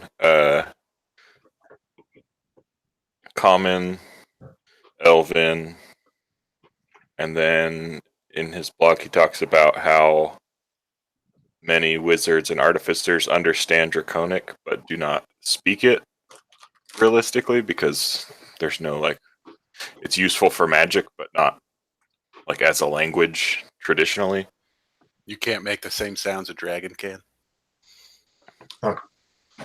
Like you physically cannot speak it, but you understand it. Yeah, I mean that could be the extent of it. And then Goblin is like the language of creatures and monstrous beings, which is probably it's basically like Common version 2 in Eberron. So Goblin is like the monstrous common. I never thought about it like that. That's cool.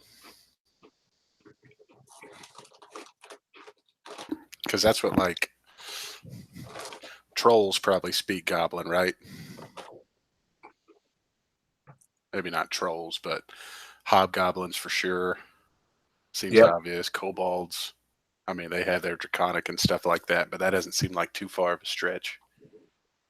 That's interesting. Right. At any point, if they get two languages like that, they're going to have Goblin or Common. Yes, real quick, just to tie up some loose ends real quick. The leader of the denizens, he did call him Knock Knock.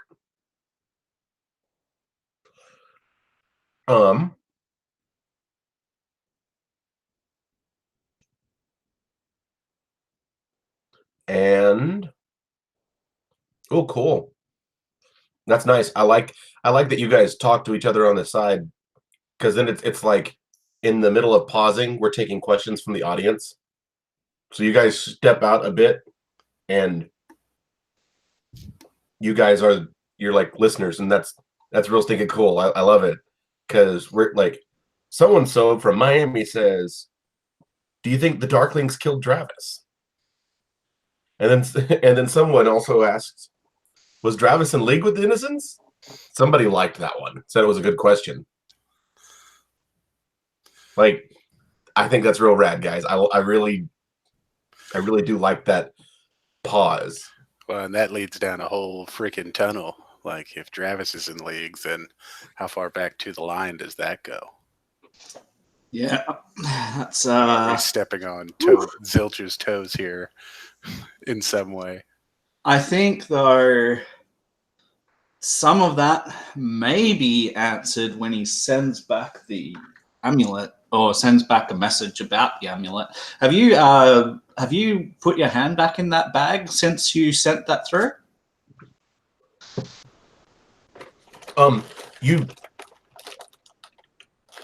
You remember that there is a distinct weight to the rifle. Like there's this distinct way of knowing when you receive something that it's like you threw something in there. If you have it on or something, you will feel a tug at your hip. It's like a text message tone. Yeah. All right. Only just bells. Ding. Sounds good. Sweet. So. Oh, excuse me.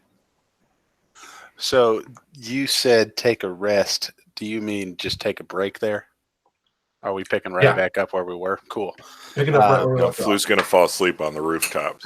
Well, he rolls over in his sleep and dies. It wouldn't be the first shifter that I slept in a weird place. Yeah.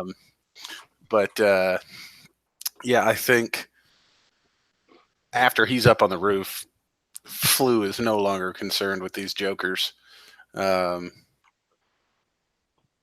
he sort of dismissively heads back, from time to time. If he feels like he could make a close jump, he might jump to one of the rooftop or down from one to a nearby one or something. But ultimately climbing back down and kind of heading back, looking for just kind of going back to where he thinks they split up. Probably the last place he saw Din.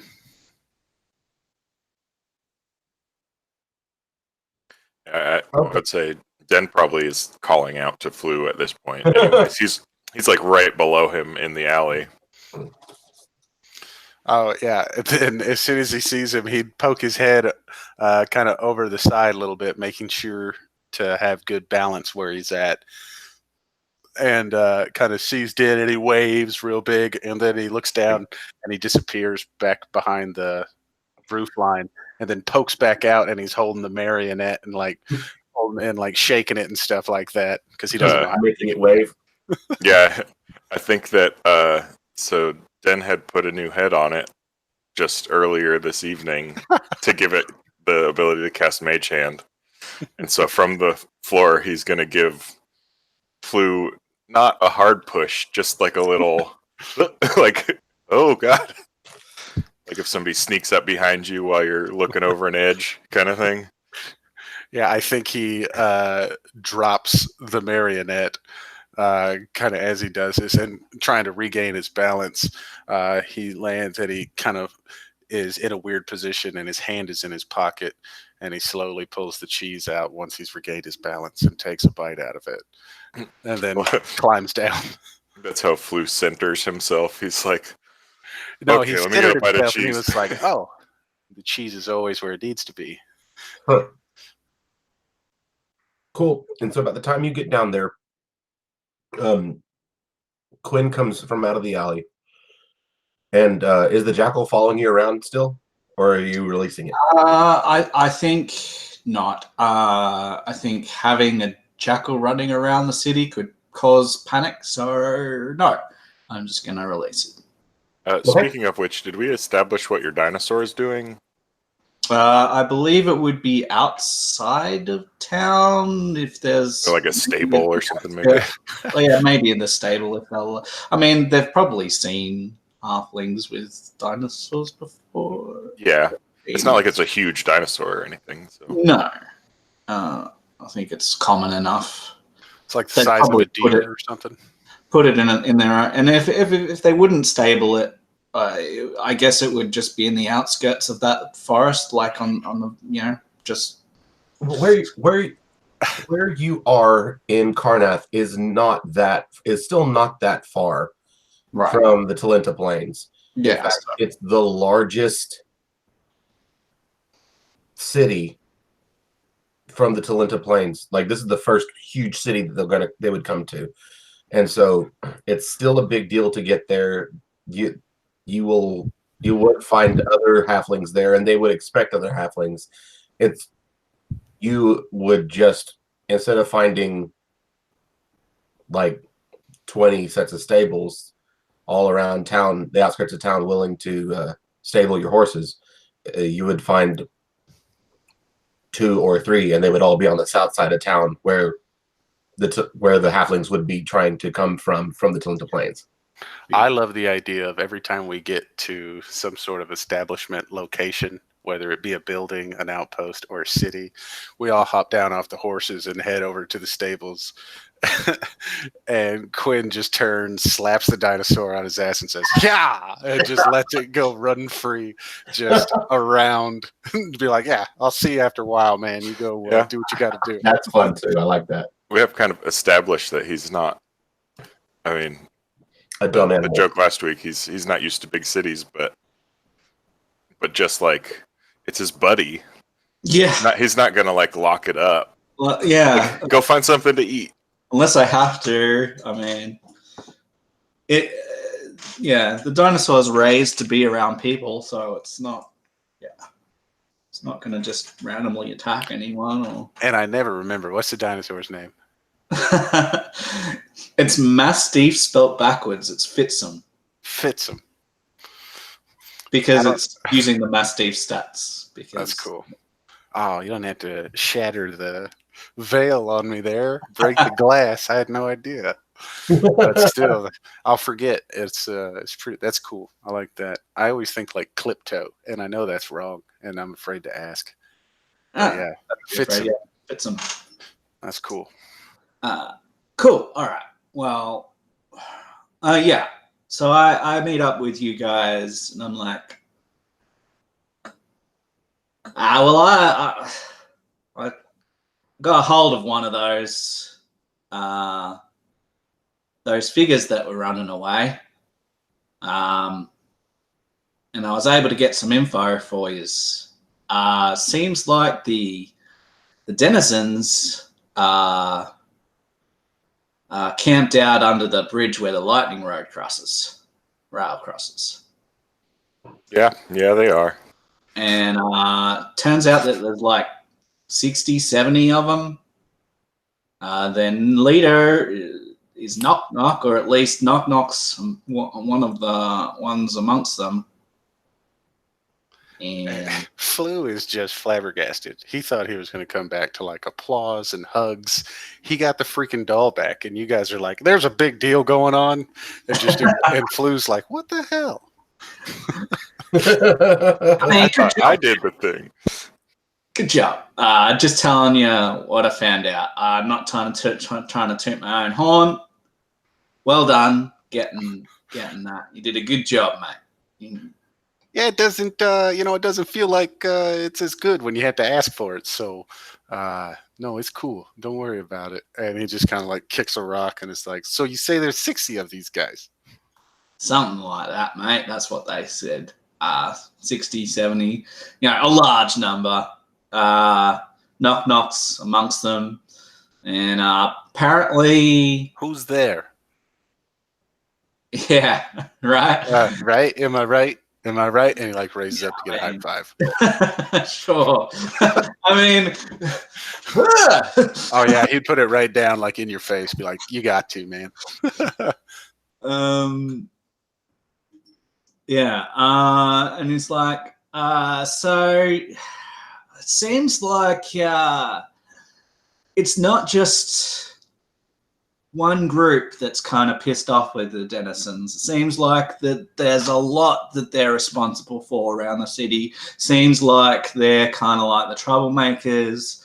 Seems like everyone's, got something against them, and I reckon something big is going on. I reckon there's probably someone behind it. Maybe, some bigger plot. I don't know what it is, but it just seems to me like they've got their fingers in every pie, and they're taking every other pie. So I don't know. Well, maybe it has something to do with your inspired friend. Or, excuse me, the inspired your friend told us about. Yeah, mate. Yeah, he was saying, there's a lot. He didn't even tell me, I don't think, what that inspired's name was. Pretty sure. Just said an inspired. I mean, seems like every piece of information that we have to find is freaking underneath a whole bunch of other pieces of information. Do you think that the inspired is a title, or is that just something that? It seemed to me like that was like, maybe it's an organization, maybe it's just a group of people that are all called that. I don't know. It seemed to me like he was referring to him as an inspired, like he was part of something bigger. And he said that being an inspired is kind of like a horse and cart but someone driving the horse and cart like this. There's like a driving force to what they do or who they are. But I mean, I only know what he told me, man. So sounds like a group of people.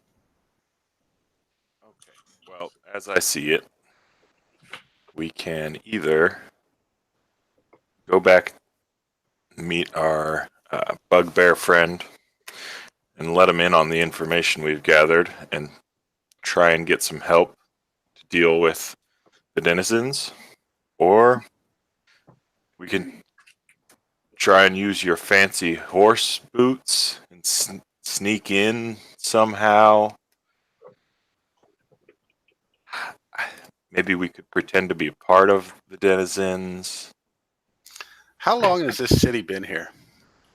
Long time. Long time.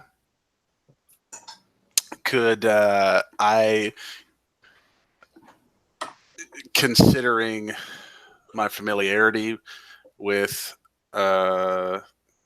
old things and my proclivity for cartography, perhaps be able to combine those knowledges to see if, with the idea of under the lightning rail where the bridge is, if I could think of an advantageous position to approach from, or if not secret, then perhaps well hidden or unknown or unthought You've of. not based off I'm going to tie it into the fact that you said you're starting to map the city. So I assume that you're not super familiar with the area specifically, Sure. or enough to be able to have that information. But let's say maybe you are. So let's make I think this would be a constant thought that he is kind of having. So if it might make more sense to do it later, I'm fine with that. okay. We'll go with that then.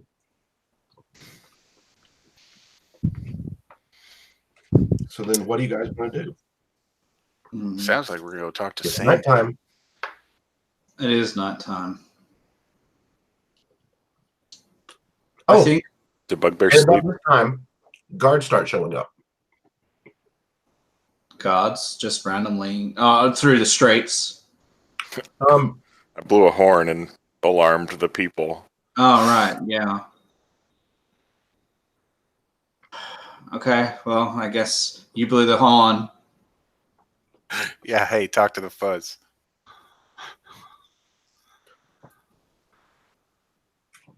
I mean, do we want to? Should we just like shift out in the shadows? Like, they're walking over to you at this point. You're Yeah, going through I the straight think- area. I think I'd walk over to him, be like, hey, so no problem. We were worried because it seemed like maybe we had gotten something taken off of our persons, but don't worry about it. It was this guy's little marionette. It's pretty cool, right? And a little kid, he actually came up and he grabbed it and he took off running. Okay, and but we got it back. So we're sorry for the disturbance. Have a nice night. We'll kind of get on with ours. We didn't get a good look at anybody. The kid dropped it as he turned a corner. No big deal. Make a persuasion roll. I am good at persuasion, Matt.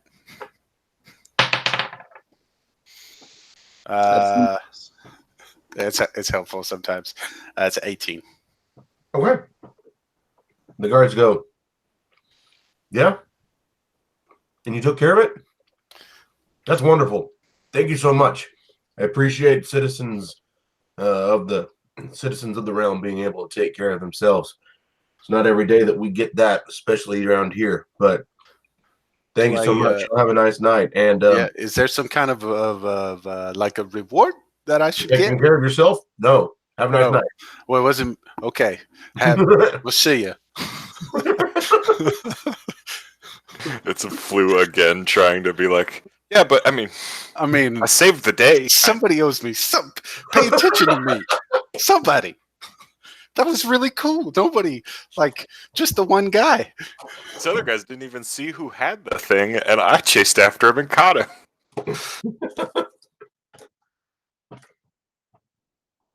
Cool. So what are you going to do? At this point, it's being in the fall, like we said. It's about 7:30, 8 o'clock. Not super late, but probably if our good bugbear friend works during the day, probably not there, and reporting there come nightfall, probably.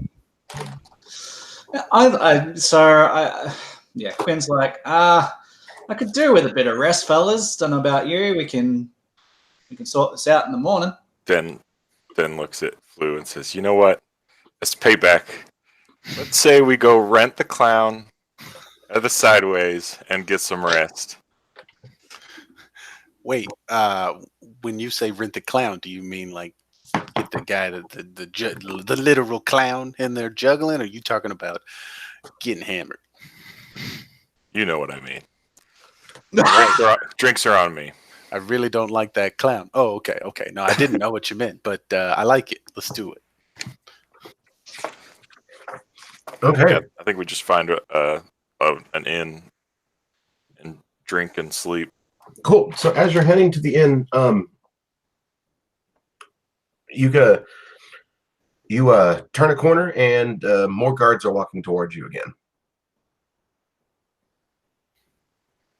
G'day, fellas. How's the watch? They're walking towards you more, and they draw their swords. Roll initiative.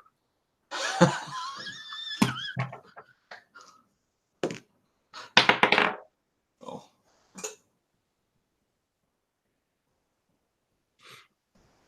There are 4 of them. In full guard uniform. At night, from where they are right now,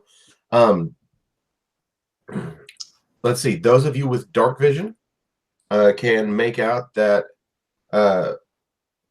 these look like guards, but the way that they're put up, they have these odd helmets on with it looks like comes down on the sides and covers their head and the back, but instead of having like a nose piece or covering both eyes, it only covers one eye, and it looks as though it is a green animal print over one eye with a hole in the middle that they're able to see out of. Wearing cloaks.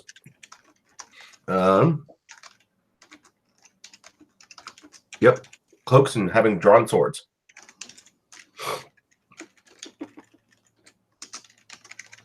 Let's see. Are those initiative rolls there? Yeah. Yep. Sweet. So it's gonna go Den, them, Quinn, Flu. Got it.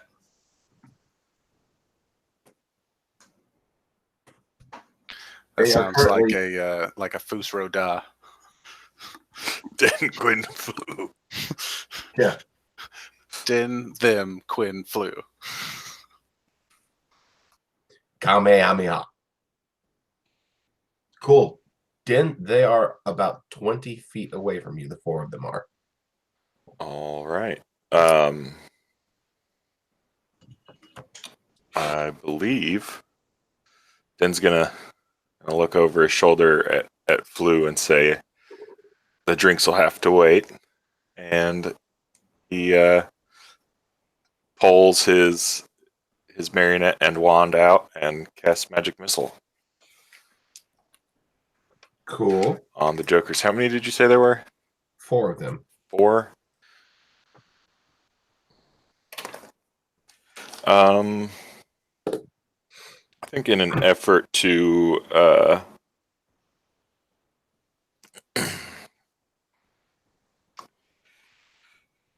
slow him down a little bit, I'm going to split the damage up between 3 of them. Okay.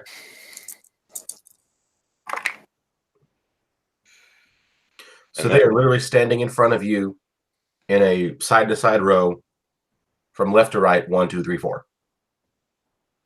All right, so 1, 2, and 3 will receive damage.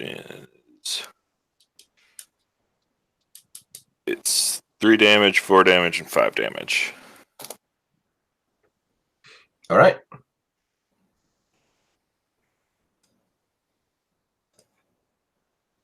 Them, you're going to watch the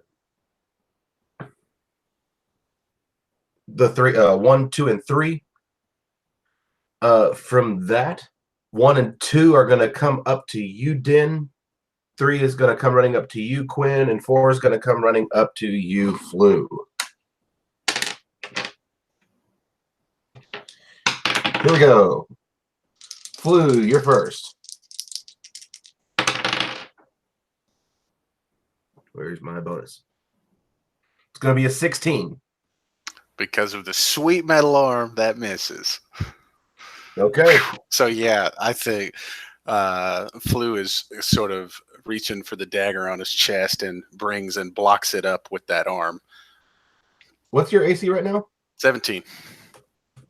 Okay. Golly. Is that the end of his turn? Yes. I will. Here's your wait. reaction. I actually am not shifted. Sorry, I may not be able to do this. I'll let you know. Go ahead. Okay. Cool. Quinn. Yeah, that's going to be a 20 to hit you. So you're going to take a whole 4 slashing damage. All right. That's fine. Can I just ask? Yes. Being that we've been investigating things all day and such, have we had time for a short rest? You have not. So I would argue that when we paid for Gyrix to go back, we could have easily collected a short rest worth of But a if, short that's rest. okay if we haven't, though. Sure. I would just say that would be an opportunity because we got done with everything. We talked to Gyrix, had to fight, went to the thing, got drunk or whatever, came out, went and found Gyrix, sent him off as we bought a cart and paid him and kind of told him what was going on. That would be my argument. If the answer is no, that's also fine. Has anybody taken that as the effects of a short rest already then? No. Then, since we haven't used that to heal up or regain any abilities from that, especially our warlock with any kind of casting that he would have had available, let's go with no for now. Okay. Thank you. And you said 4 damage, correct? Yep. Okay. Thank you. And the 2 that are on Din. And 18. Ooh. It's going to be 7 points of damage. Good, I get to die again. And a natural 1. Cool. Let's do so. I want to try something here. Yeah, and if you guys are cool with it, we can keep doing it. If not, this will be the only time it ever happens. But Den, since this natural 1 was rolled against you, describe something that's going on in the fight that makes it advantageous. Let's think of it. I don't know.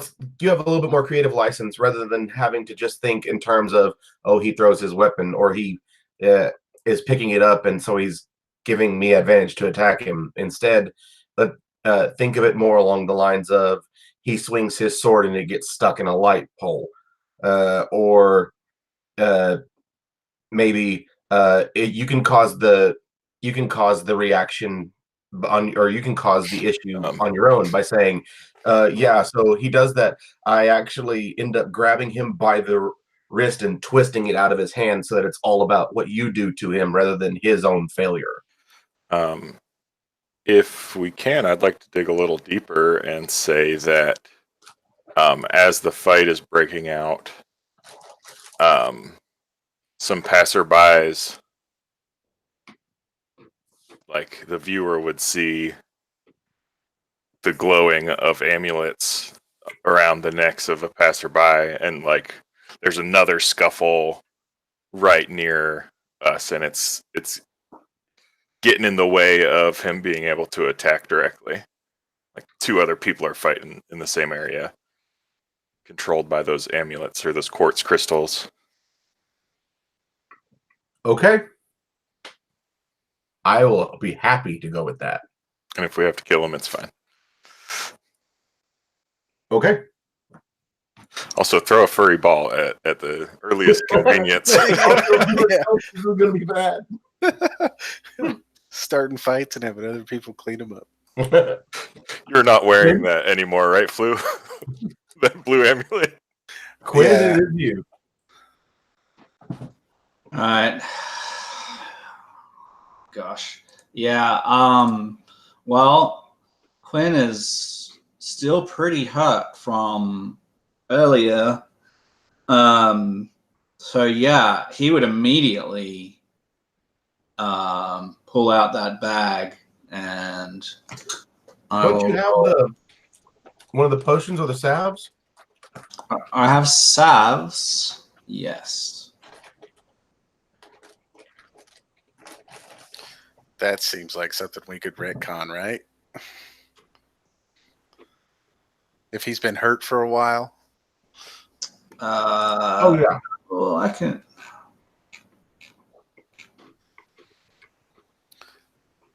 Yeah, even if it's only one use of it just on yourself, I think that makes sense. Yeah, that's nothing to take out and rub on you while you're walking or something. I'm not down. I don't have a problem with that. Okay. Sure. Well, I'll figure that out in a moment then. Okay. Yeah, I'll just roll this. So I got a 4, which is back to my thing here. Okay. It's Kevin again. All right, so a rainbow of colorful feathers appears in the air above Quinn's head, showering him in a coat of many colors. A breeze lifts the feathers off his skin and forms an axe beak that bobs between Quinn's legs before facing those who would threaten him. And Quinn says, "Moa! Kevin! G'day, mate. Looks like we got a bit of trouble. If you wouldn't mind." And I guess Kevin's command would be defend, which is basically attack anyone that harms or attacks Quinn. Okay. So that's my action. And I will resolve the... now, with the... I just have to look back again at this. With the salve, was it just a roll, or is that actually a medicine check to use it? Just a roll.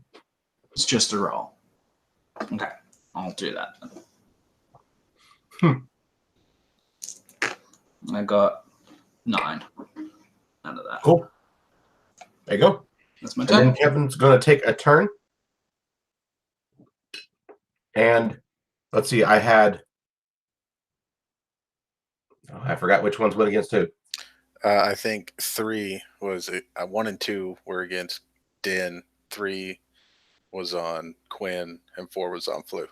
Okay. All right. So Kevin is going to try to attack number 3 then. Wow, Kevin. What?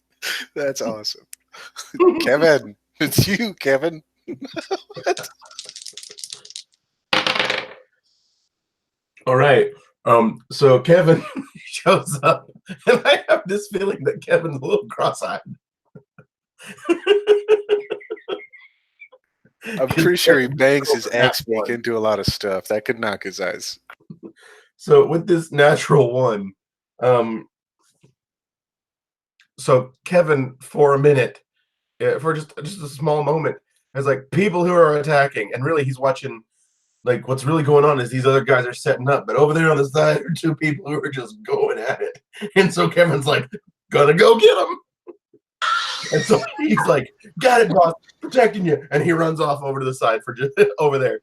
So he's away. Everything's all within reach, but Kevin's just not right there beside you for the moment now. He's ready to peck away at those other two people with the glowing amulets.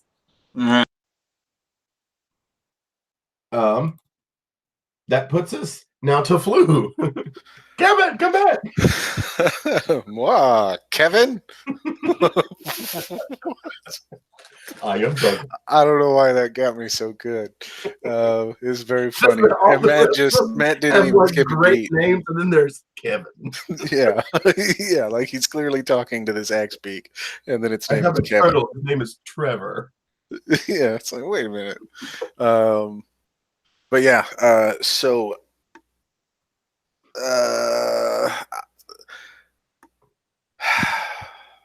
I'm going to move away from number 4, incurring an attack of opportunity. You're going to run away, drawing attack opportunity? I'm not running away, Jim. You're just stepping away. I'm backing away. Okay, he'll attack it. Yeah. It's 16 to hit. 17. All right. So once he sort of dodges back, he dodges and kind of holds this like awkward bent backwards position, and his eyes start sort of darting and racing and everything. And then he opens up, and as he does, he pulls the dagger off of his chest, and this like smoke billows off the tip of it as he unsheathes it from the loop on his on it across his chest, and it rolls and it goes and it starts kind of surrounding these guys, and they're sort of breathing this smoke in. And I need all 4 of them, because this is my last 2nd level spell, to make a charisma save.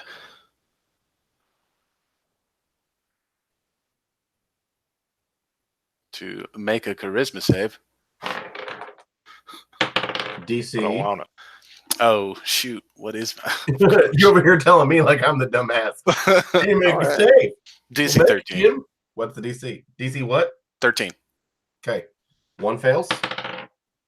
2 succeeds. 3 fails. 4 fails.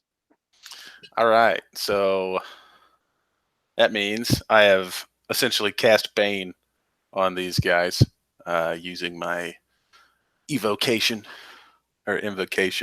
Up to 3 creatures of your choice, in this case 4, that you can see within range, make the save. When they fail the saving throw, when they make an attack roll or saving throw before the spell ends, they must subtract a d4. Okay. And it lasts up to 1 minute. It is concentration. Okay. And you're up. You're muted too. All right, so Denon's going to, in this moment of chaos, cast his first necromancy spell, I think. It's going to cast Ray of Sickness on number 2, I think. Okay. Guard number 2. That's a 18 to hit. That'll hit it. Also, he's casting it as a level 2 spell, which adds a d8 damage.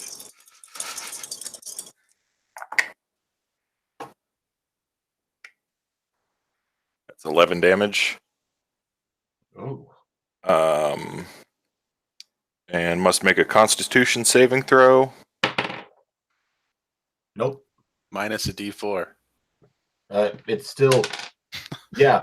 So Constitution for him is 9-5 now.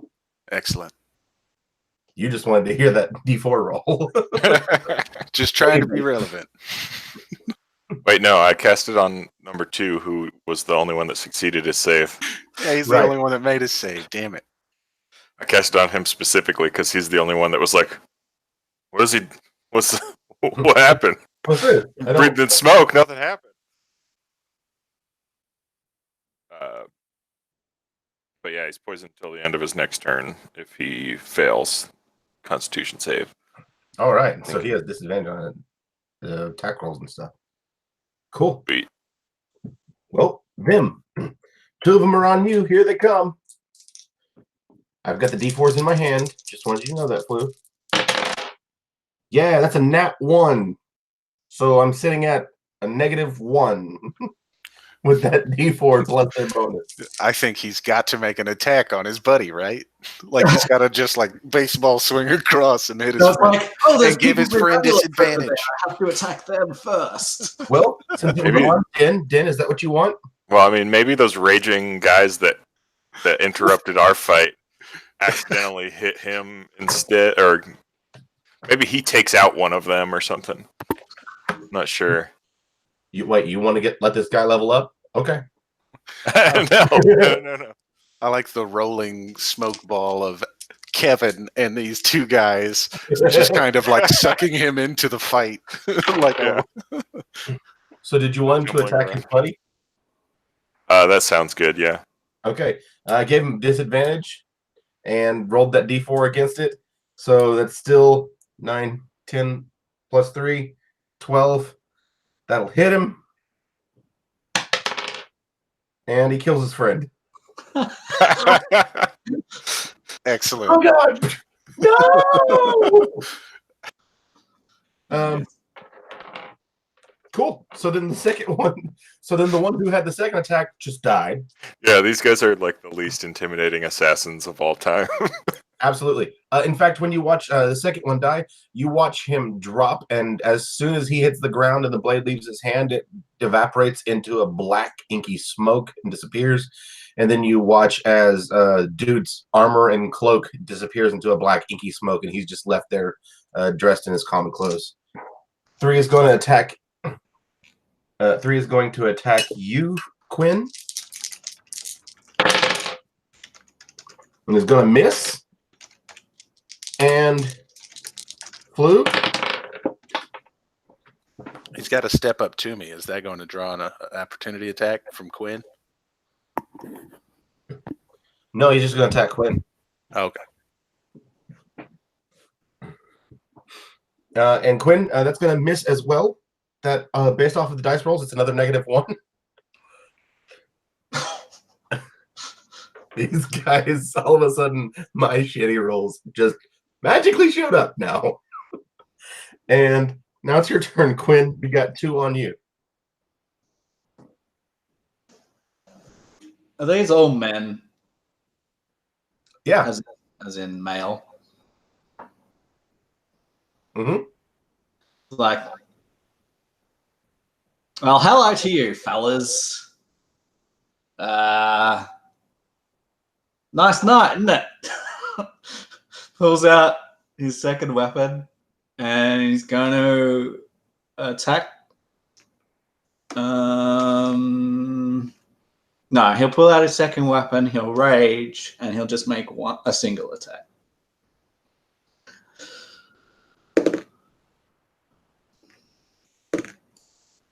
Okay. So, against this guy, we have 18. Yeah. So you've got the 2 on you. Do you want to go up against 3 or 4? 4 is currently untouched. I'll go against 4 since he's untouched. Okay.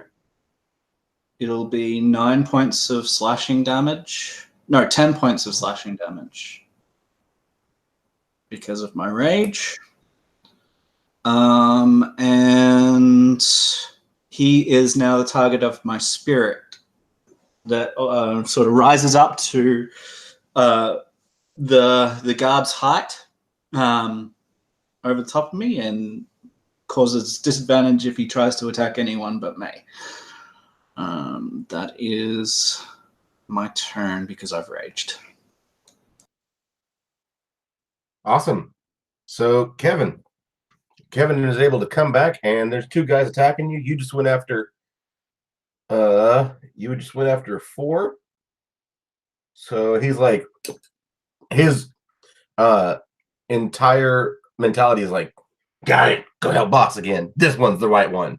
And so Kevin goes running over to attack, and Kevin is going to hit. Yay, Kevin.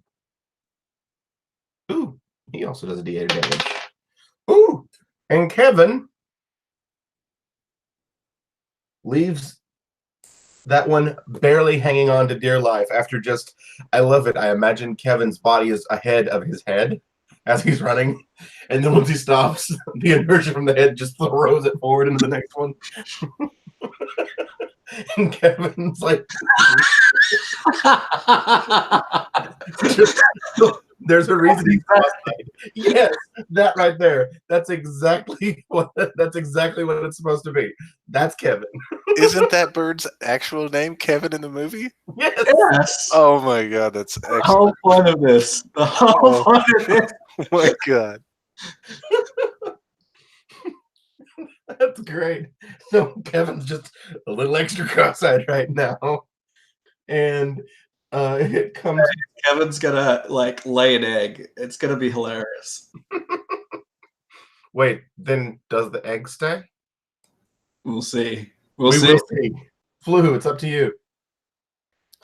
All right. What we've got 4 still alive. Which 1, 3, and 4. are still alive. Which one Yep. killed his buddy? 1 killed 2.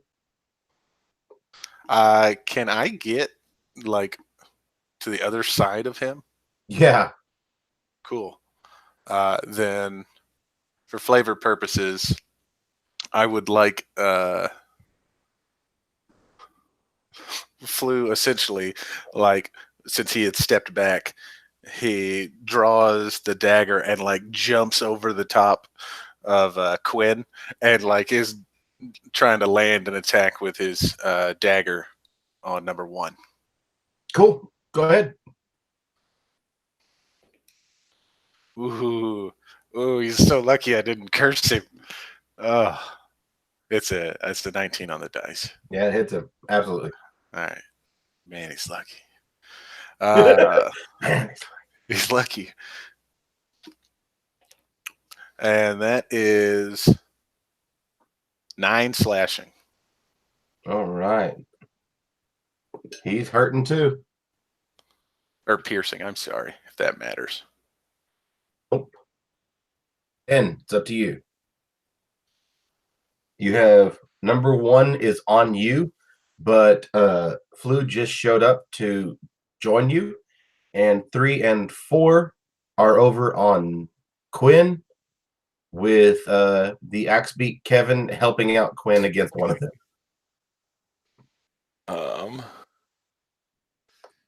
He is on me.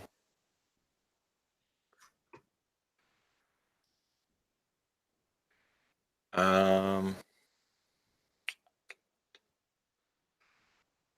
think that Den is feeling a little empowered with his necromancy stuff and is going to cast Ray of Sickness again on number 1 here. I want you to know I'm just a little offended that you're not using that spell. But no, it's okay. It's all right. What spell? Bone shards. It's all right. Oh God! It's okay. Wait, no, I'm. It's because it's not on my sheet because I didn't know. Oh, I didn't know how it actually worked because I was gonna look it up and then when I did, I couldn't find it. it's a Constitution save for them, as you literally are pulling bones out of the deceased anything that's around you, whether it's from squirrels or from The dead guy number that 2 just guy. died. Yeah. Yeah, number 2. Yeah, I want to do that. I still can't find it when I'm searching for it, but I do want to cast bone. Is it I bone think it's shard? Bone dart. Yeah, bone dart. That sounds good. You said they make what, a Constitution save or something? Yeah. And I don't remember how much damage you gave it. Sounds Oh, like it is. 10. It's a D8 necrotic, range 30 feet. And what spell slot is that gonna? It's a cantrip. Oh, well then I'm definitely gonna use that.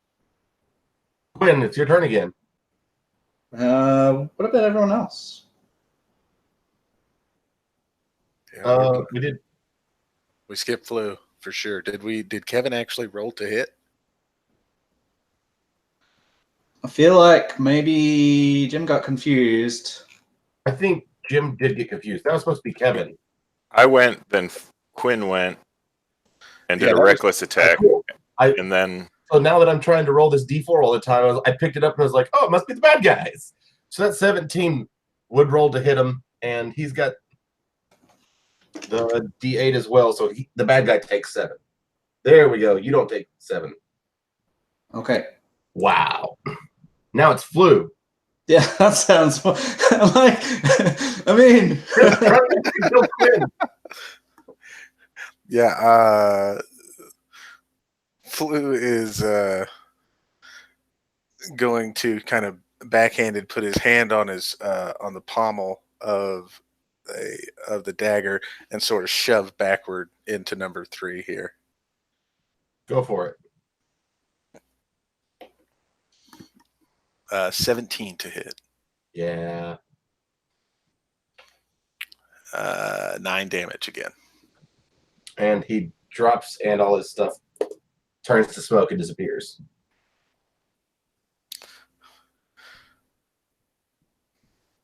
Now, real quick, Flu, I need you to make that save. So I'm not wearing it. I thought you said you were only not wearing it when you went inside the bar. So I did say I took it off when I went inside the bar. I didn't say that I put it back on. However, I did say that I wasn't going to be stupid with it and wear it. However, I do think that he might wear it just walking around town. Like, honestly, I can see that he might have put it back on. So even though I didn't say it, I will accept your ruling. Here, high or low? Let's go low this time. Tie. Make that save. All right, what kind of save? I'm looking for it. Because I got too many sets of notes right now. It was I think it was a wisdom save. that sounds right. Yeah, I like that. Okay. It's an 18 if it's wisdom. It does.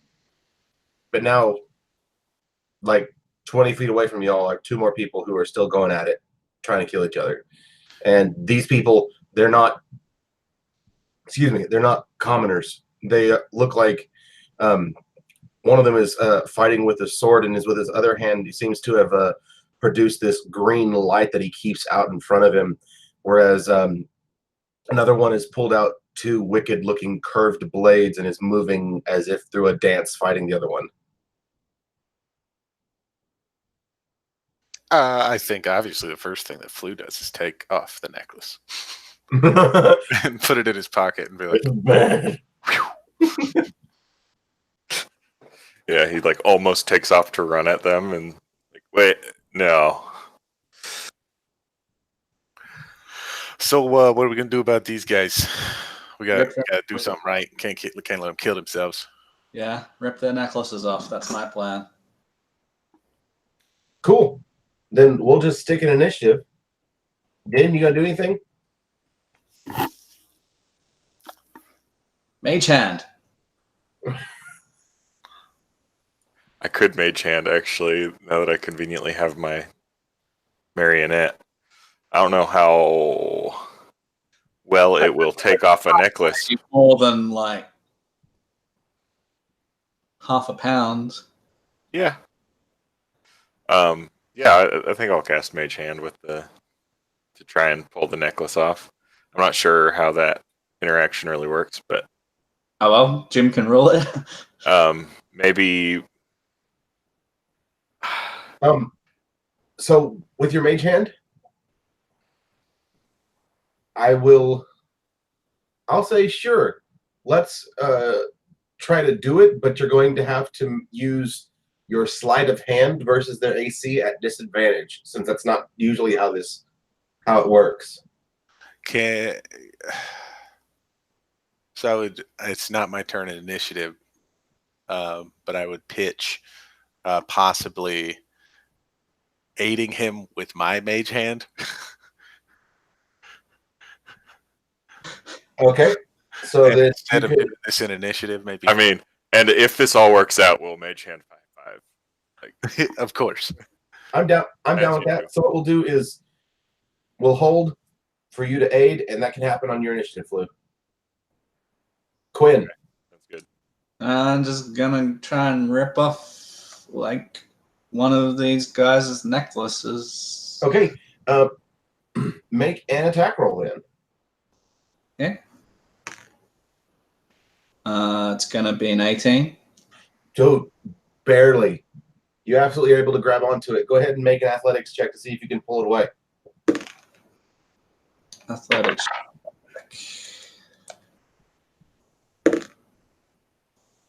I got.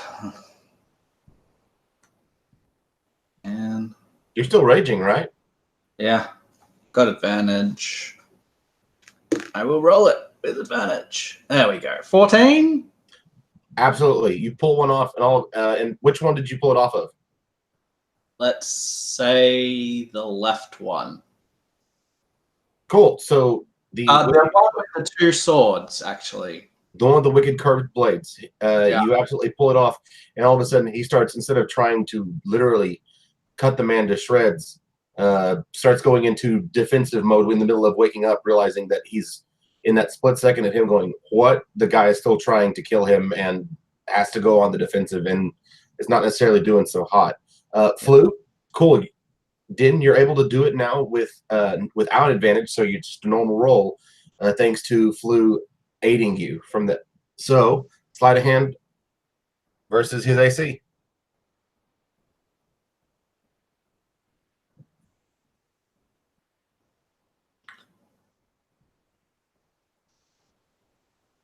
Sorry, 10.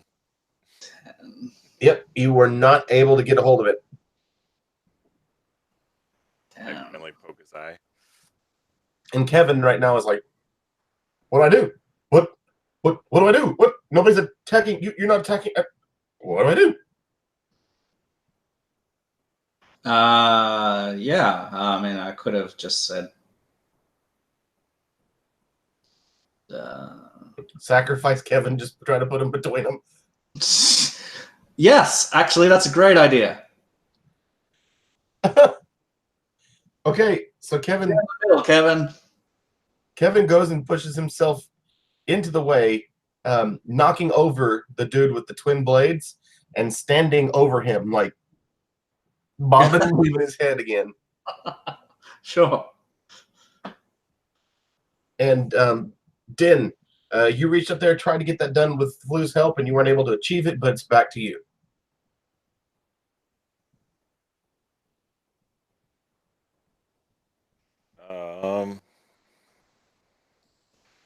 I mean, might as well go for broke, try it again.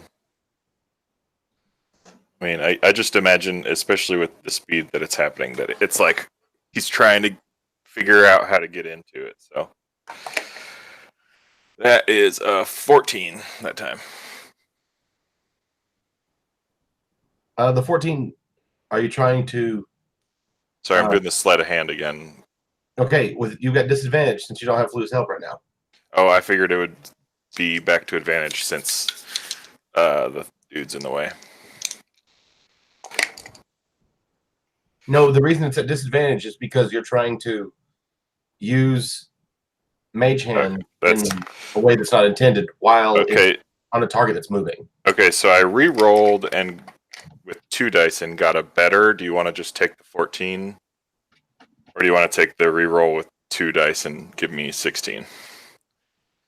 A 16 still won't do it. Okay, fine.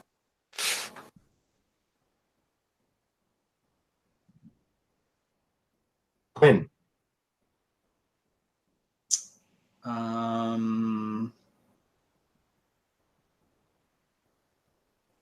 Okay. Yeah, look, I want to do the same thing. I want to try and rip the necklace off, I guess. You saying it's an attack roll? Yep. First, which will be 18. That'll get it. And athletics. With advantage, because I'm raging. Yeah, 16? Yeah, you rip the other one off the other guy. Let's say that, and the other two are also blue as well. They're the sapphires. Both of them? Yep. Huh.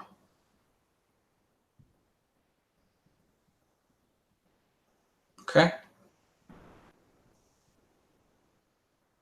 Does it look like he's stopping? Yeah. Okay. Yeah, you watch his green shield that he has up in his right hand disappear, and his longsword in his other hand disappear as well. Okay. And he's not marked like the guards from earlier, the with the animal No. tattoo. No. Okay. Like you said, green shield, and I'm like, is this the same guy? No. Okay. Fair enough. Then I will. I'll look up at him and I'll go, "G'day."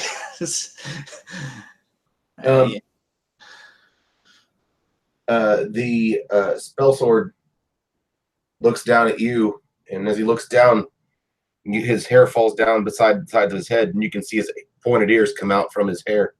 And he goes, "Little friend, what just happened?"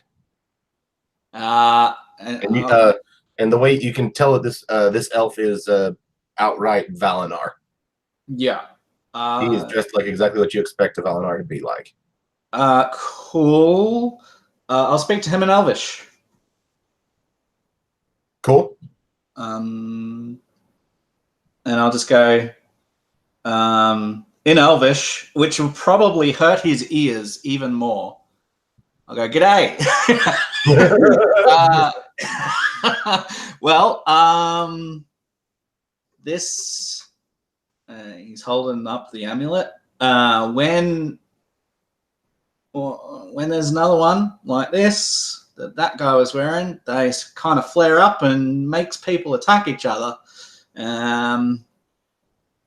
So it sort of overtook you, and it's not your fault, sir, but you know, wearing this amulet is real dangerous. Where we've reported it to the city guard, they know about it, but I would, either hand it in or destroy it straight away, if you don't mind. Did you get it from a certain? I'll say the name of the woman again. Yes. I'll just say the name of the witch, Trella Hake. Apparently, she's the one handing these around the city. He said, "I did not receive it from her, but I did get it from a tavern called the Cork and Keg, and a man told me that this would lead me to her, and that she needed somebody like me." And the guy who Kevin is still standing on top of. Yeah, I'm like, sit, Kevin. Not on him. All right. Not on the other guy. Yeah, so I'm like, yeah, well, seems like she's handing them around to all the taverns, or at least a lot of them, and getting as many people as she can to go out and help her. We were amongst those that she summoned. She's summoning everyone, and she wants the best of the best. So basically, she doesn't care who kills who. She wants the best. Don't think it's very good, and I don't think you should wear it. You too attached to it? Look, if you like, did you pay for it? He goes, "No, not at all." All right. Well, you don't mind if I take it then? Make a persuasion roll. 8. That's better than his 2. He's like, "If you're willing to take it off my hands, Please. It's We're yours. trying to collect them up and, destroy them all because of what they're doing. Anyone that's wearing them is at risk. So that's what's happened. And the man on the ground with a Braillish accent looks up and says, well, can't I just sell mine?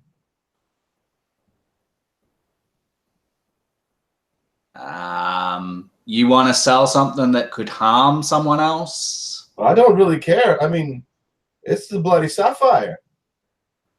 I could sell it and make some money. Easily make 50 gold on this.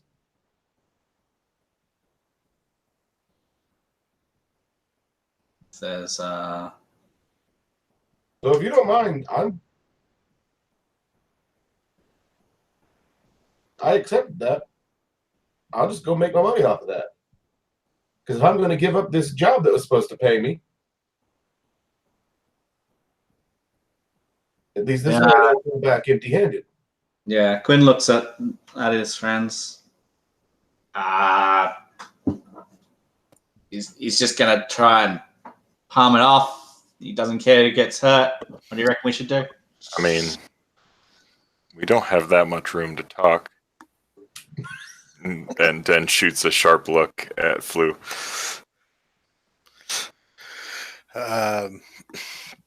Hey, guy, how much you plan on trying to sell that thing for? Well, I mean, it is a silver chain, but it's also a sapphire the size of, my thumbnail. That's not super big, but I can make 50 gold off of that easy. I'm certain. 50? I don't know about 50. I'll tell you what, I'd probably buy it from you right now for 20. You got 20 gold on you right now? On my person? Then shoots another sharp look at Flu. Make a persuasion. And he says 30. So make your persuasion roll. 14. He's got a 15. Shite. Because I'll do it for 30. I'll give you the other 10, mate. I'll give you the other 10. Yeah, no, hey, look, this is this sort of meets in the middle, right? We want it, and you wanted to sell it. So yeah, let's work up, get the paperwork going, whatever. And he just goes, takes it out of Quinn's hand and puts it over in your hand, and then goes. Yeah, I'd hand him 20 gold. Cool. And but that other guy is so pissed.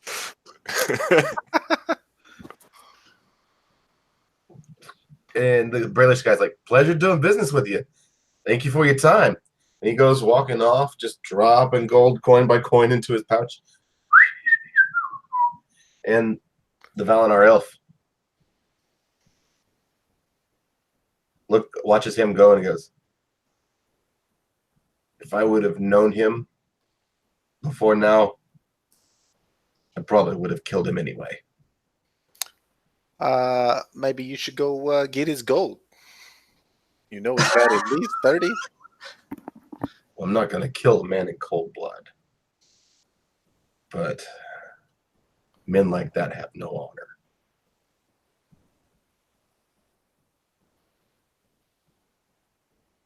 Well, thanks for helping me keep mine. Wouldn't want to have killed someone who was under the control of something. Well, gentlemen, thank you. Have a good evening. No worries. You're not hurt, are you? Can probably help out if you're feeling it. He looks at you and goes, well, I do have a potion, but if you have something better. I mean, I got a salve here. Can help you out a little bit. If you're willing to help me, I would appreciate it. And he takes a knee right in front of you. All right, and it's gonna be 6 if it's not a medicine roll. Yeah, 6. And that's good for him. And you watch him as you rub the salve on him. You see him stretch and respond, feeling much, much better. I appreciate you.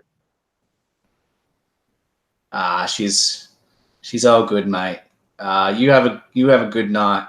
Get some shut eye. I'll try.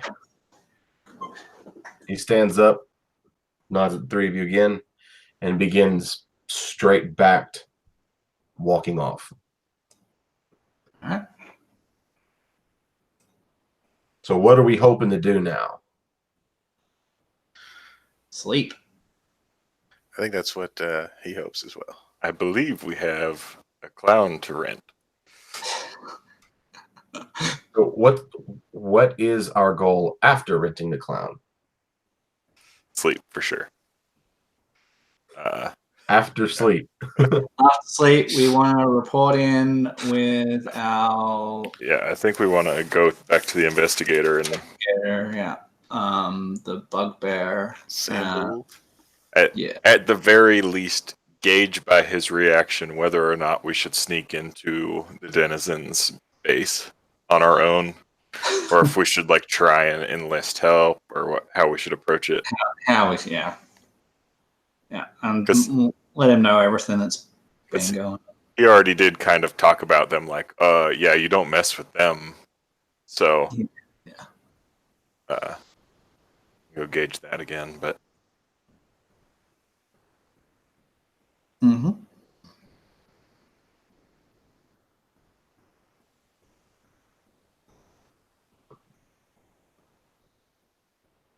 Okay, cool. I'm just trying to close out by knowing what we'll be doing when we come back in next game. Yeah, it's pretty much trying to get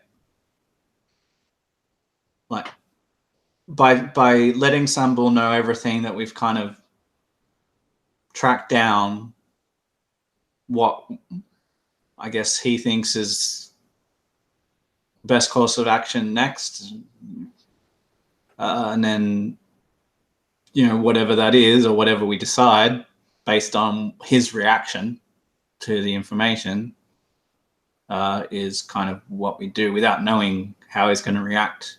I guess we don't really know what approach we're going to take. So Yeah, I mean, perfect world, we have backup when we go into the denizens' base where they have 60 trained fighters, or whatever they are. But I don't think the plan's ever going to be that we just go balls to the wall in there. It's either going to be let's dress up and pretend that we're them, or let's burn try it down, ambush someone, or burn it down, or something like that. We want to deal with them. We just don't. right? Yeah. Report what we found and then see. Also, maybe report the guards that we murked, because we don't know exactly what was going on with that, but they obviously weren't like regular guards. Yeah, well, they were, they had the markings and all of their equipment vanished. So that's something that these guys might have heard about before. So And that might even be a denizen thing, or we need to find out if that's happened before. So I think that's where our den's at. Sorry to not be able to be more clear than that, but without hearing this guy's reaction, it's hard to know. Okay. At the same time, remember that you may be seeing there are a lot of people that you've run into so far that have other amulets. And so this being as large of a city and the closest location to the woods, other people might be able to beat you to that, or may already be on their way to the location to help out Hake. Okay. What do we all think about that situation with the witch? Do we want to stop other people going out there? Do we want to do something with her ourselves? Either deal with her or help her? I mean, we have been in the city for like a day. Right. So like I think we were already going to stop here one way or the other. So if we discover that like we should just go to the woods and deal with that, that's fine. But I So mean, how about this? In the morning, we report everything, we get a reaction. What did we say? How long would it take to get out to the woods from the city? It's to get to the woods from the city. It's about another day, and then you think it should be another day beyond that going into the woods. Yeah, I feel like Quinn's probably not, thinking that we have to deal with the gang right at this second. Like, it's not. right. They're clearly doing stuff, but his promise said, "I'll go and deal with them." Not, "I'll go and deal with them now." So I'm thinking, knowing that other people might be going out, if everyone's in agreement, once we make that report, get that reaction, if the guard doesn't say go and deal with them right now, then let's go out into the forest and see if we can find this woman and sort that out first, since it's more time sensitive. I don't know about what everyone else thinks. I think ever since Flu got here, he's been ready to go into those woods. They're so very close. He is very interested in just being in the woods. Okay, then that sounds good. Cool. Well, then I will make sure that I am ready to go that direction for our next game. Thank you guys for playing tonight, and I'll see you in 2 weeks. Thanks for Cool. running. Thanks for running.